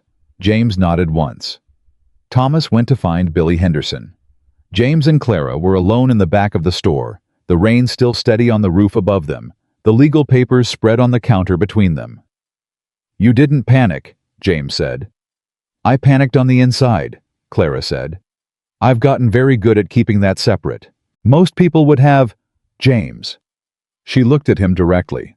Robert Calloway has been working on this for a long time. He chose this moment deliberately. He wants us rattled, separated, unsure. If we respond with panic or with... She glanced at the handwritten note. Private negotiations that he controls, we lose before we start. She held his gaze. We are not going to lose before we start. Something in James's face moved. Not the not quite smile this time. Something deeper. Something that had to do with the particular way a person looks when they realize they are not alone in the way they had been before, not just accompanied, but genuinely partnered. The weight shared in a way that changes the math of it. When did you learn to think like this? He asked. When I was 17 years old, and my father's accountant told him the business was failing, and my father couldn't make himself believe it, Clara said. I sat down, and I read every document, and I made a plan, and it bought us 3 more years. She paused. It didn't save us in the end. But I learned that a clear head is always worth more than a fast reaction. James was quiet for a moment. Your father, he said. He was lucky to have you. He didn't always know it, Clara said. Not bitterly, just honestly. But that's all right. That's not why I did it. Why did you do it? She looked at him steadily. Because it needed doing, and I could do it. Same reason I'm doing this now. The rain on the roof. The smell of the store tobacco, dry goods sawdust. James Walker looking at her across a counter covered in legal papers, with an expression that had finally moved all the way through its geography and arrived somewhere unambiguous. "Clara," he said. She waited. "I need to tell you something." His voice had shifted lower, more careful, the voice he used when he was reaching for something real. "Not about Calloway. Not about the land." She went very still. He stopped, started again. "I've been careful, with you, deliberately careful because I didn't want to. You came here under an arrangement, and I told myself that I would let things develop at whatever pace was right, that I wouldn't push or assume or—" He stopped again. His hands on the counter were not quite still. "I'm not good at this, at saying it." "You're doing fine," Clara said quietly. "I'm not who I look like," he said. And the honesty of it, the plain, unvarnished directness of it, hit her clean. "The steady thing, the together thing. I've built that deliberately because the alternative was falling apart, and I couldn't afford to fall apart because there was no one to hold things while I did." He looked at her. "I haven't been this uncertain in a very long time. And I need you to know that it's not a bad uncertain. It's the kind that comes from caring about something, from having something to lose again." Clara looked at him for a long moment. "James," she said, "I crossed half of America based on 11 months of letters from a man I'd never met. I think we're both aware that certainty was never the thing we were offering each other." Something released in his face. "No," he said, "it wasn't. What we were offering," Clara said, "was honesty and effort and the willingness to stay when it got hard." She paused. "It's getting hard, and I'm still here." "I know," he said. That's what I wanted to say." He looked at her with something open in his face, undefended in a way she hadn't seen before. "Thank you, for being here, for all of it. The fence posts and the notebook and Danny Reeves and today and—" He stopped himself. "I'm not going to be able to say this without it sounding like less than it is." "Then don't say all of it," Clara said gently. "I understand the part you mean." He looked at her. "Do you?" he asked. And the question had weight to it that went past its words. "Yes," Clara said. "I do." Thomas came back with Billy Henderson behind him, and the moment closed, not lost, but set aside carefully in the way of important things that have found their place and don't need to be carried in both hands anymore. Clara smoothed the legal papers. James gave Billy Henderson very clear instructions and enough money to make the ride to Harlow feel worthwhile. Billy left at a run, and then there was nothing to do but wait for Marcus Webb and manage in the meantime the thing they could not prevent, which was Calloway's version of events circulating through Red Valley before their own could. It circulated fast. By noon, half the town knew about the legal claim. By mid-afternoon, the other half. Clara learned this through the particular social telegraph of Red Valley. Mrs. Hollis, Miss Gray, the cluster of women outside the dressmakers, who went quiet when she passed and then resumed talking before she was quite out of earshot. The story was already developing its own shape the way stories do when they travel. Some details accurate, others filled in by imagination, all of it moving at the speed of something people found interesting. What surprised Clara was the reaction. Not the Calloway sympathizers; she had expected those, the ones who found in Robert Calloway's persistence a kind of righteousness, who believed that a man who had been here longer had a right that superseded a legal document. Those she had prepared for. What she had not prepared for was Thomas Reeves standing in the doorway of his store at 2 in the afternoon and saying loudly enough to be heard by the people on both sides of him that in 20 years of doing business in Red Valley, he had never seen a legal document that held less water than this one, and that anyone who thought Robert Calloway's claim was legitimate was welcome to explain their reasoning, and he would be right here listening. What she had not prepared for was Miss Gray dismissing school 40 minutes early and walking directly to the boarding house to find Clara and say without preamble, "Tell me what you need. Witnesses' letters, people willing to speak to how that fence line has been sitting since before Robert Calloway started eyeing it. Tell me what you need and I will get it." What she had not prepared for was the quiet knock on the boarding house door at 4 o'clock and opening it to find 3 of the ranching women from the east side of the valley. Women she had only met in passing, women who had been part of the skeptical category in Mrs. Hollis's accounting of town opinion, standing there with a covered dish and the collective posture of people who have decided something. We heard, the eldest of them, a woman named Ruth Garver, said simply, "We thought you could use supper, and we thought you should know." Ruth Garver paused, "That some of us have been watching how you've handled yourself these past weeks, and some of us have been talking." Clara looked at these three women with their covered dish and their decided posture. "Would you like to come in?" she asked. They came in, over the supper they had brought, and the coffee Mrs. Hollis made, and the particular frankness of women talking to each other, without men in the room.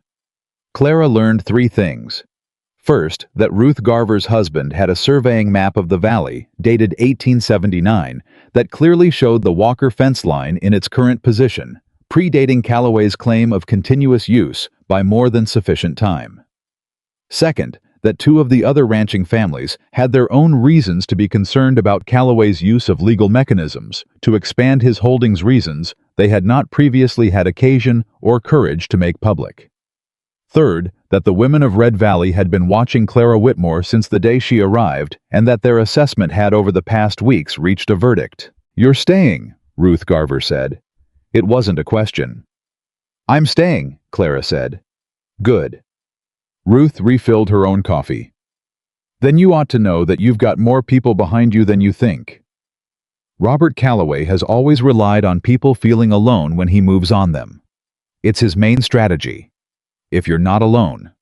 She left the sentence unfinished in the particular way of a woman who knows her point is made. Clara looked at these women, their worn hands, their steady eyes, the quiet authority of people who have survived hard things and are not impressed by threats, wearing legal clothes, and felt something she hadn't expected to feel tonight.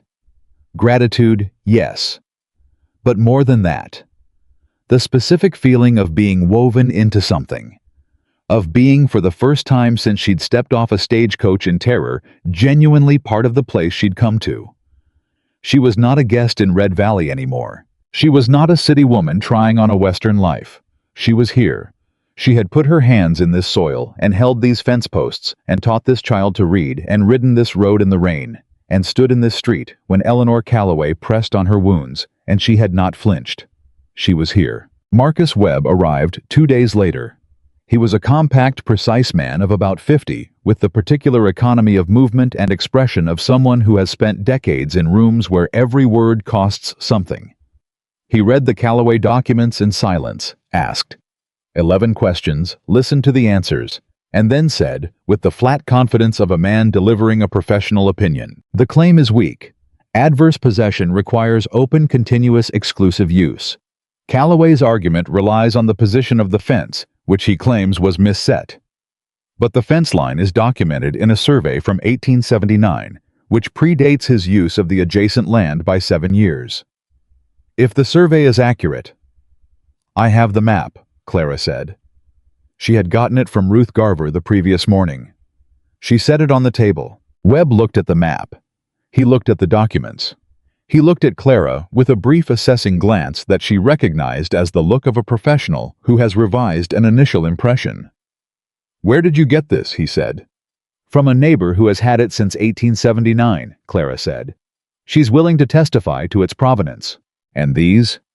He looked at the 2 supporting letters she had also placed on the table from the families who had watched Calloway's methods with their own private concern and had finally given the invitation, put their observations in writing. "From people who have been watching Robert Calloway manage his property boundaries for longer than I've been in Montana," Clara said, "and who have their own reasons to want it on record." Webb was quiet for a moment. Then he looked at James. "Mr. Walker, your intended has done in 2 days what most people need a month and a lawyer to accomplish." He tapped the map. "This is your case. Calloway's claim fails against this survey. I'll file the response by end of week." James looked at Clara. She looked back at him. She could see in his face the layered complexity of what he was feeling. Relief. Yes, but under it something more complicated. The particular feeling of a proud and self-sufficient man who has been helped, genuinely helped in a way that he had not expected to need and cannot dismiss. He had spent 8 years handling everything himself. He had carried the ranch and the fence line disputes and Robert Calloway's patient pressure alone because there was no one to carry it with him. There was someone now. "Thank you," he said to Clara, quietly. Just the two words. She understood everything in them. "Equal parts," she said. He held her gaze for a long moment. "Equal parts," he agreed. Marcus Webb filed the response on Friday. By Saturday, the legal claim was effectively dead, not formally dismissed. Yet that would take the weeks of court process, but the substance of it punctured. Calloway's lawyer presented with the 1879 survey, asked for additional time to review. Webb, who had done this long enough to read the language of a strategic retreat, when he heard it told Clara privately that the claim would likely be withdrawn before it ever reached a formal hearing. Robert Calloway did not take this quietly. He came to the ranch on Saturday morning. He did not bring Eleanor. He came alone, which was new, and he came without the easy confidence of his previous visit, which was newer still. He looked, Clara thought, like a man who had made a calculated move and found the board arranged differently than expected. James met him in the yard. Clara stood at the doorway of the house. She had positioned herself there, deliberately visible, present, not hiding, but giving James the space to handle this on his own terms. She heard most of it. Calloway's voice carried. He tried charm first, then reason, then a version of the old offer, a price for the land that he presented as generosity, as resolution, as the simple practical ending to an unnecessary conflict. James said no. "Walker." Calloway's voice dropped into a register Clara associated with men who have decided that negotiation is over. "You're making a mistake. That woman is..." "Careful." James's voice was quiet and absolutely final. "Very careful about what comes next." A pause. "She's not what you think she is," Calloway said. "I've made inquiries. Her family in Philadelphia, they're ruined. Whatever she told you about herself." "She told me everything about herself," James said. 11 months of letters. I knew about her family before she arrived." Another pause. "That's how an honest arrangement works, Robert. Both people tell the truth. Both people know what they're getting into. Both people choose anyway." Silence. "She told you," Calloway said, and in those 3 words was the sound of a calculation collapsing. "She told me," James said, "the second letter she ever sent, before she had any reason to trust that I'd respond well." He paused. "That told me who she was before she ever set foot in Montana. It told me more about her character than anything I've learned since." Clara in the doorway pressed her hand flat against the doorframe. She had written that second letter at 2 in the morning, sitting at the desk in her father's dismantled house, with the sounds of the city outside, and the particular terror of someone who has decided to be honest, because they can't afford for the deception to unravel later. She had written the full truth of her family's situation. The debts, the failed business, the empty house, the sisters she was responsible for. She had written it the way you pull a bandage off quickly, completely getting it done. She had not known then what it would mean. She knew now. "The claim is going to be withdrawn," James continued. "Marcus Webb is the best water rights lawyer in this territory, and he has a 1879 survey that makes your argument worthless. You know that. Your lawyer knows that, and so do you." His voice was even without heat, without triumph. "I'm not your enemy, Robert. I've never wanted to be. But my land is my land. That's not going to change." Another silence. Longer this time. "And the other matter," Calloway said, quieter now. "Eleanor." "Eleanor is my neighbor's daughter," James said with a finality that was not unkind. "That's all she has ever been.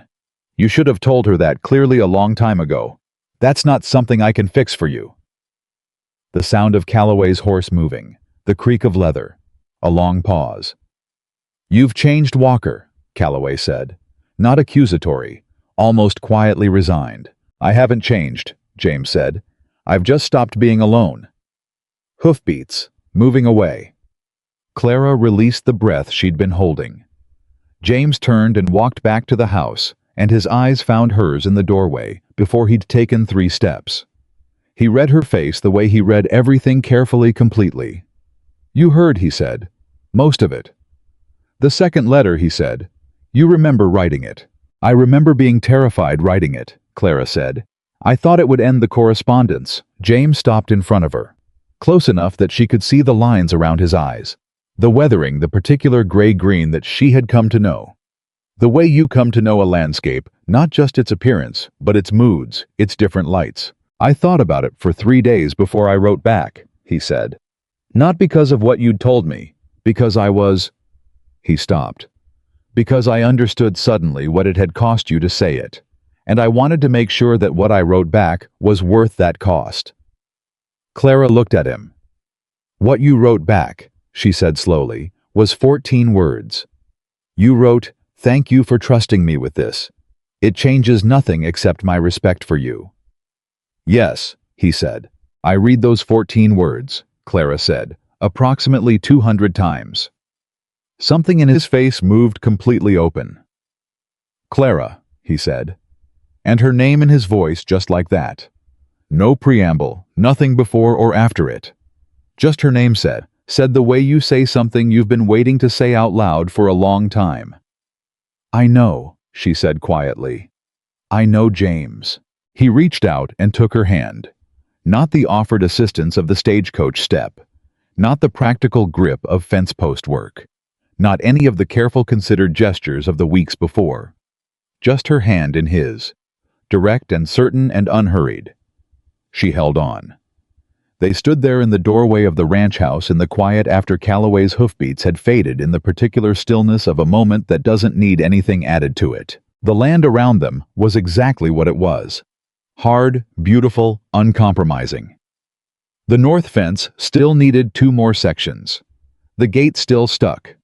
The lavender was doing better than expected, which James attributed to the rain, and Clara attributed to finally having someone who paid attention to it properly.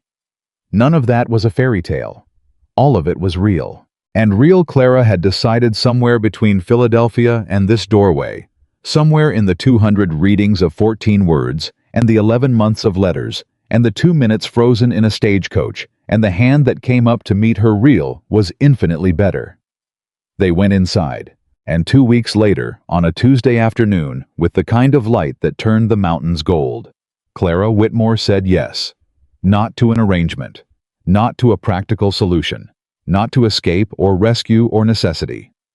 She said yes to James Walker, who had asked her with the same plain, direct honesty with which he did everything in the kitchen where she'd laughed for the first time in months, and at the table where they'd spread out priority lists and legal documents and 11 months' worth of the kind of communication that most people manage in years, if they manage it at all. I'm not asking because of the ranch, he said. I'm not asking because of the arrangement or the letters, or any of the practical reasons we started this. He looked at her steadily. I'm asking because you're the person I want to build this life with. Because when Calloway came, you made a plan. Because you put your hands in my mother's garden. Because you read to 14 children who needed someone to see them. His voice was careful and clear and absolutely genuine. Because you looked at my fence line and saw what needed fixing. Because you looked at me and... He stopped. Because you looked at me. Clara set down the coffee cup she was holding. James, she said. Yes or no, he said. When you're ready. She looked at him across the table. This man who had extended his hand to a frozen woman in a stagecoach doorway, and had not once in all the weeks since made her feel that she had to be anything other than exactly what she was. This man who kept his mother's garden alive through sheer obstinate love. Who had written 14 words with 3 days' care behind them. Who had stood in his yard and told Robert Calloway, I've just stopped being alone with the simple finality of a man who has found the true north of his life and is done wandering. Yes, Clara said. No hesitation, no qualification, just yes. The kitchen was very quiet for a moment. Then James picked up his own coffee cup, and he looked at her over the rim of it, and the smile, the full one, the real one, the one that changed the whole geography of his face arrived. All right then, he said. All right, Clara agreed. Outside the mountains stood exactly where they always had, patient and vast and indifferent to the specific human negotiations happening in their shadow. Lincoln and Grant were somewhere near the barn. Patience was in her stall.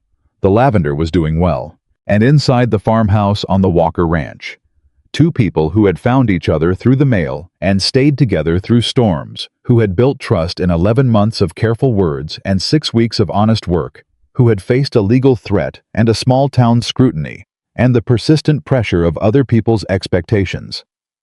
Two people sat across a kitchen table and drank their coffee, and were in the quietest and most complete sense of the word home.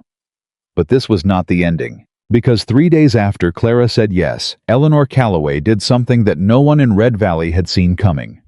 Not Clara, not James, not Mrs. Hollis or Miss Gray or Thomas Reeves or Ruth Garver, or any of the women who had brought supper and mapped fence lines and built the invisible architecture of support that had held everything up. Eleanor came alone. No horse, no riding habit, no perfectly calibrated performance of pleasant dismissal. She came on foot to the boarding house door in the early morning before Red Valley was fully awake. And when Clara opened the door half-dressed and genuinely surprised, Eleanor Calloway looked at her with an expression that was nothing like anything Clara had seen on her face before. It wasn't hostility. It was something much harder to manage than hostility. It was grief. "I need to talk to you," Eleanor said. Her voice was raw in a way that Clara suspected she would hate herself for later. "Not to fight. Not to—" She stopped, pressed her lips together. "I need to talk to you, woman to woman, if you'll let me." Clara looked at her for a moment. Then she stepped back from the door. "Come in," she said. "I'll make coffee." Eleanor came in, and what she said sitting in Mrs. Hollis's kitchen in the early morning, with her hands wrapped around a mug and all her performance stripped away, was something that Clara had not expected and could not dismiss. Something that changed quietly but completely the way she understood the last 2 months. Eleanor was not in love with James Walker. She had never been in love with James Walker. She had been afraid of her father. "He decided years ago that Walker's land and Walker's water rights were something we needed," Eleanor said. Her voice was controlled but fragile, the way ice over running water is fragile, seemingly solid until the weight hits the wrong place. "And when he decided that, he also decided that the simplest solution was—" She stopped. "Was me. That if I married James, the property question resolved itself. No legal dispute, no negotiation, just family." Clara held her coffee with both hands and listened. "I went along with it," Eleanor said. "Not because I wanted James. I want—" She stopped again. Something moved across her face. Something that Clara recognized as the expression of a person who has a truth they haven't said out loud very often. "That doesn't matter right now. What matters is that I've spent 3 years positioning myself according to my father's plan. Pressing on James. Making it clear I was available. Making everyone in this town believe it was a real—" She exhaled. "And then you arrived. And you were—" She looked at Clara directly, and there was something in her eyes that might in other circumstances have been the beginning of respect. "You were not what I expected." "What did you expect?" Clara asked. "Someone timid," Eleanor said plainly. "Someone who would fold under the first pressure. Someone my father could outlast." She wrapped her hands tighter around the mug. "Instead, you organized the legal defense of the land my father was trying to take in 2 days, using people he's been managing for years. And you did it without—" She paused. "Without making enemies. You made allies. That's—" She stopped. "That's not a small thing." The kitchen was very quiet.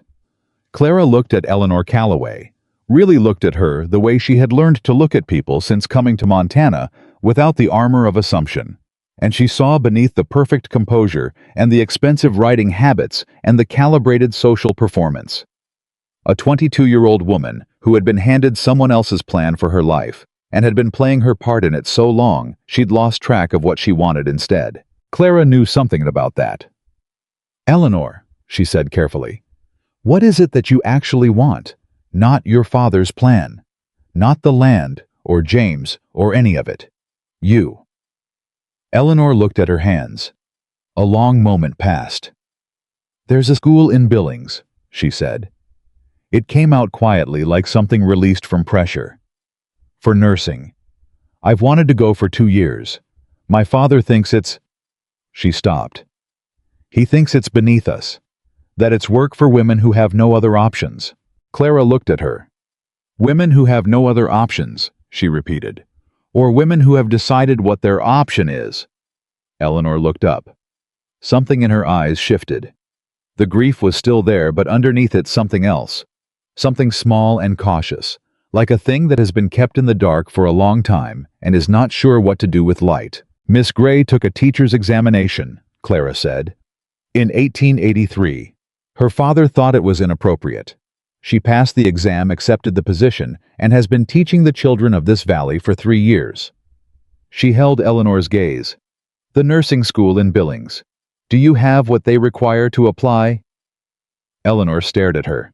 I have the marks, she said slowly. I've always been good at. I educated myself in whatever I could find because there was nothing else to yes. She sat straighter, something stiffening in her spine. Yes, I have what they require.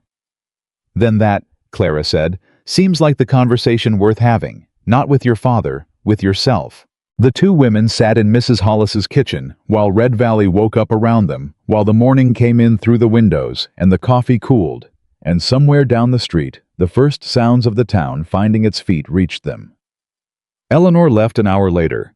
She didn't say thank you in words, but at the door she stopped and turned back and looked at Clara with an expression that had been completely reorganized from the one she'd arrived with. I was wrong about you, she said, from the start.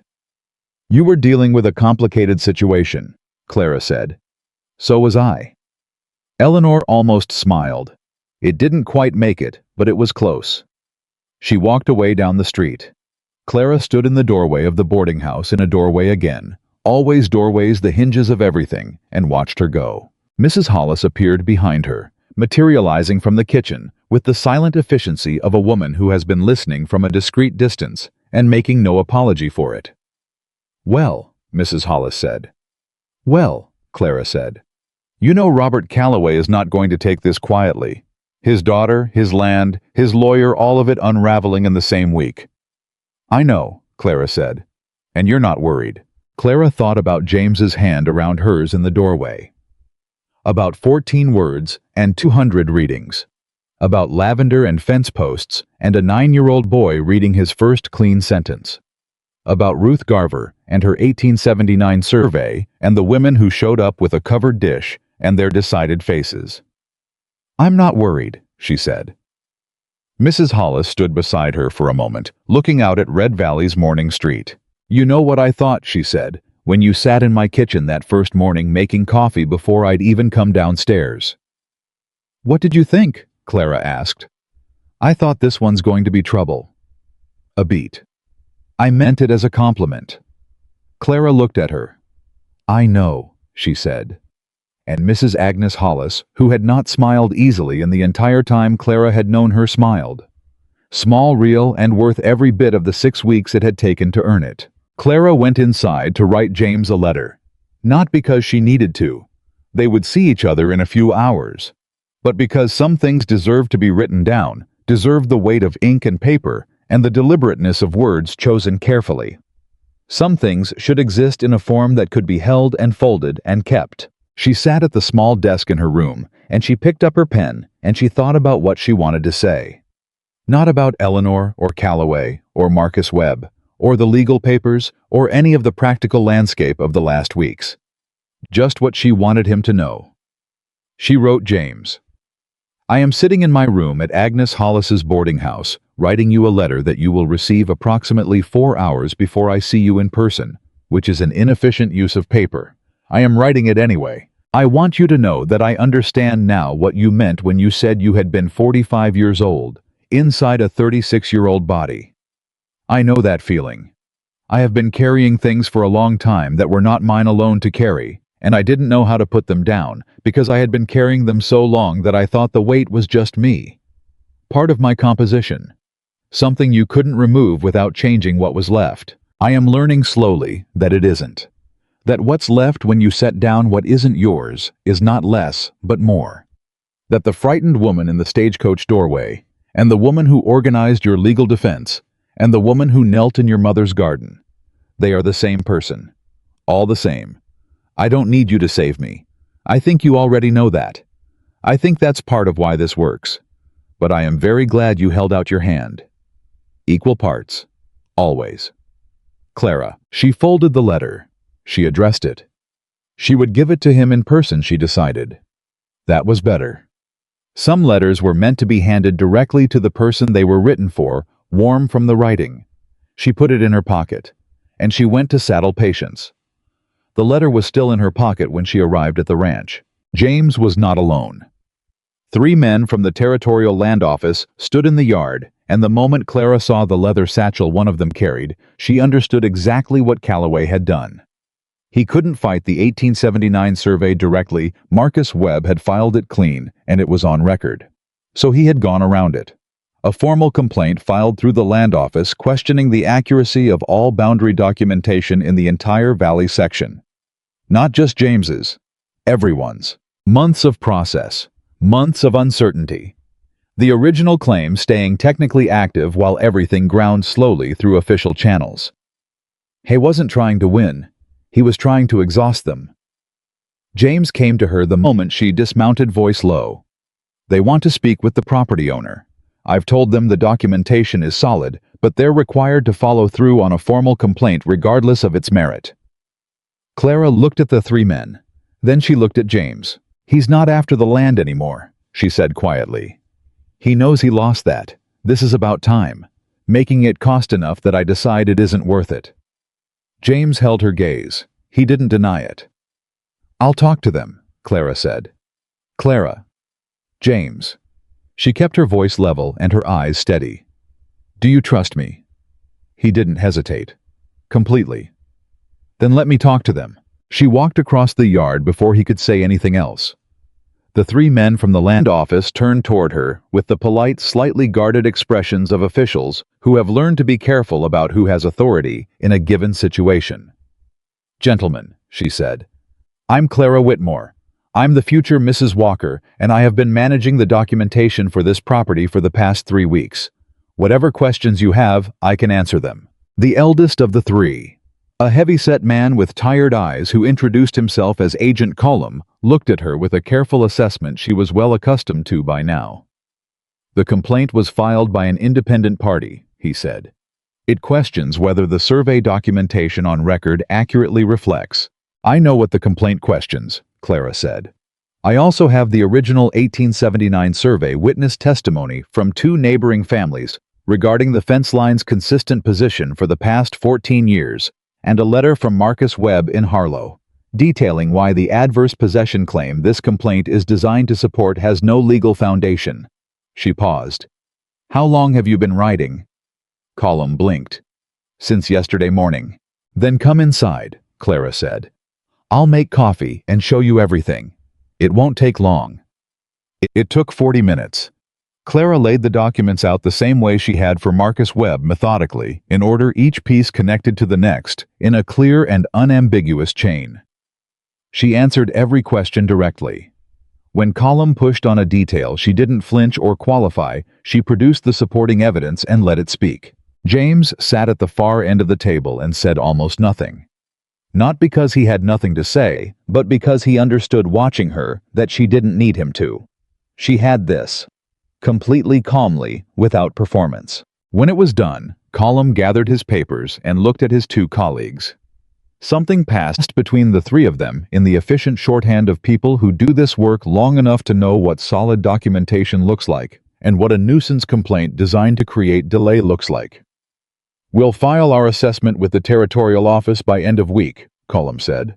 Based on what you've shown us, I don't anticipate any further action on this complaint.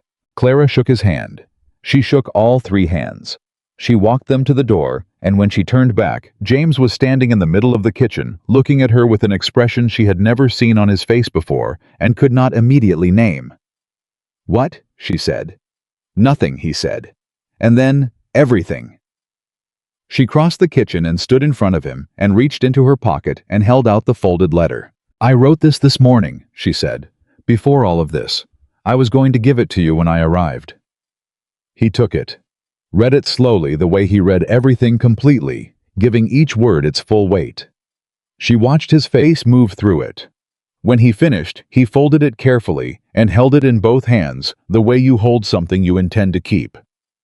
"Equal parts," he said quietly. "Always," she said. He reached out and took her hand. Same as the stagecoach step, rough-palmed, certain steady. But nothing like the stagecoach step. That had been an offer. This was something that had already been decided by both of them over weeks of fence posts and legal papers and lavender and 14 words read 200 times. "I need to ask you something," James said. "You already asked," Clara said. "I already answered." "I know." Something moved in his face, the full smile arriving again, the one that changed his whole geography. "I want to ask again. Properly. Without Calloway's paperwork on the table between us and 3 land office men in the next room." Clara looked at him. "James Walker," she said before he could speak. "Yes, still yes, unequivocally yes." He laughed, short and genuine and startled out of him.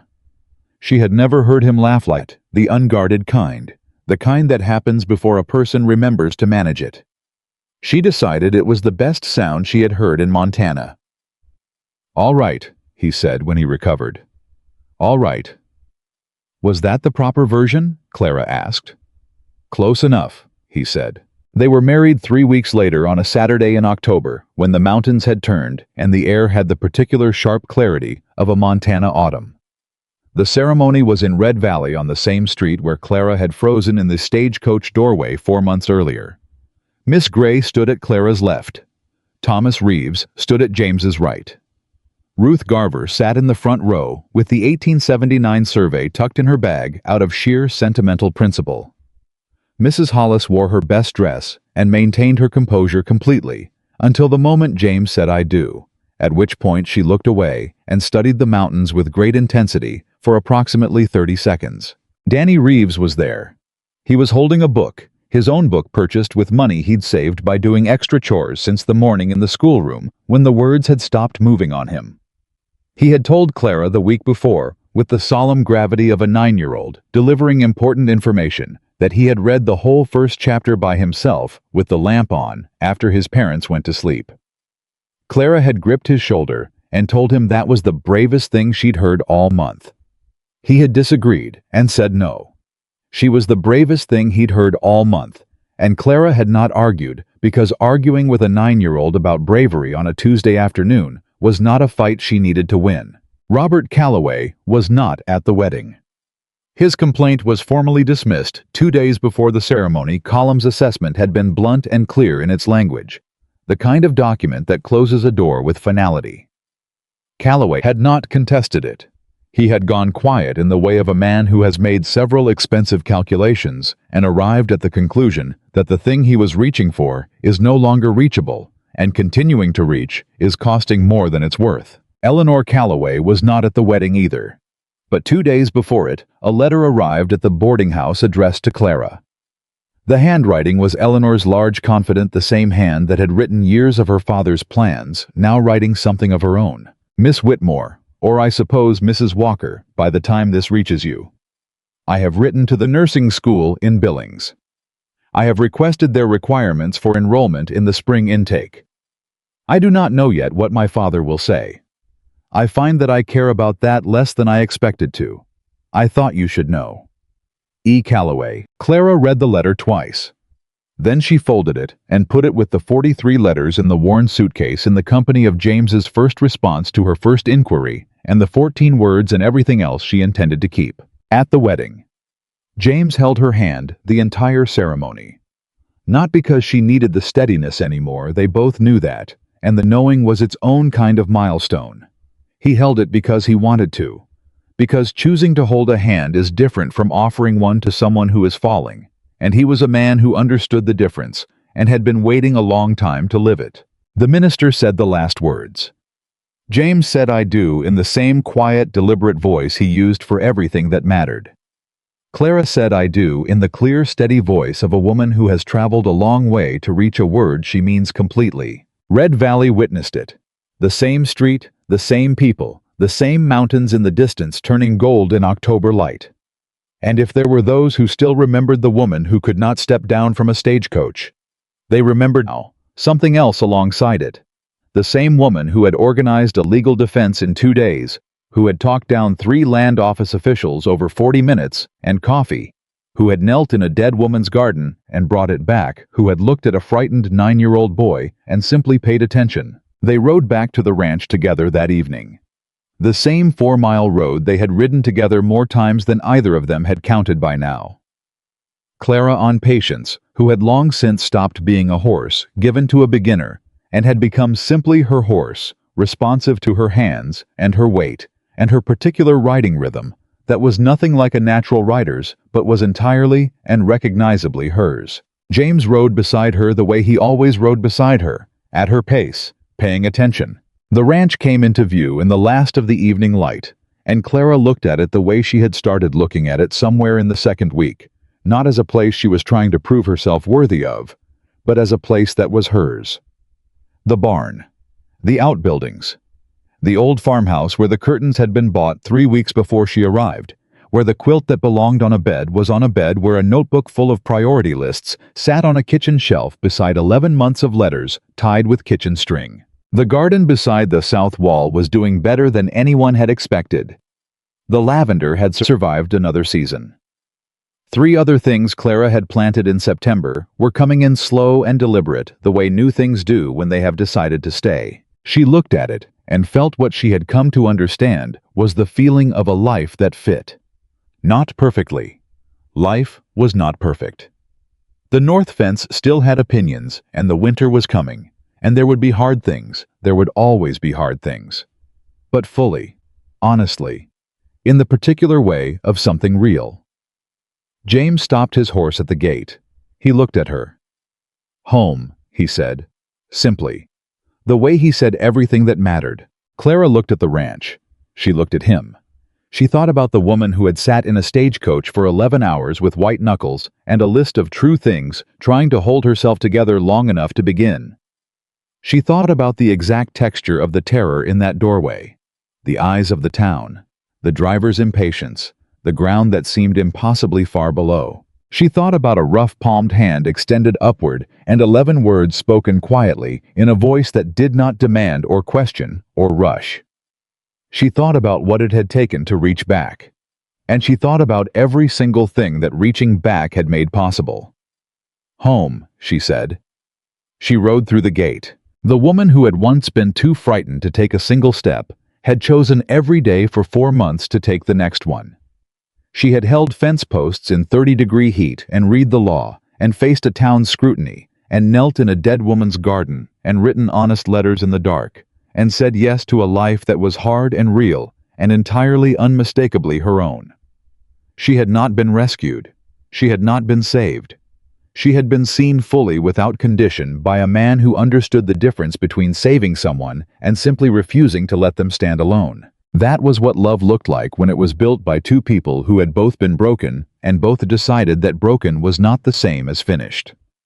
2 strangers who had found each other through the mail and stayed through everything that followed, who had built something word by word and day by day, in letters and fence lines and legal documents and coffee cups, and 14 words read 200 times, and 1 hand extended in a stagecoach doorway on a summer morning in 1887. That hand had started everything, and everything it started was still standing.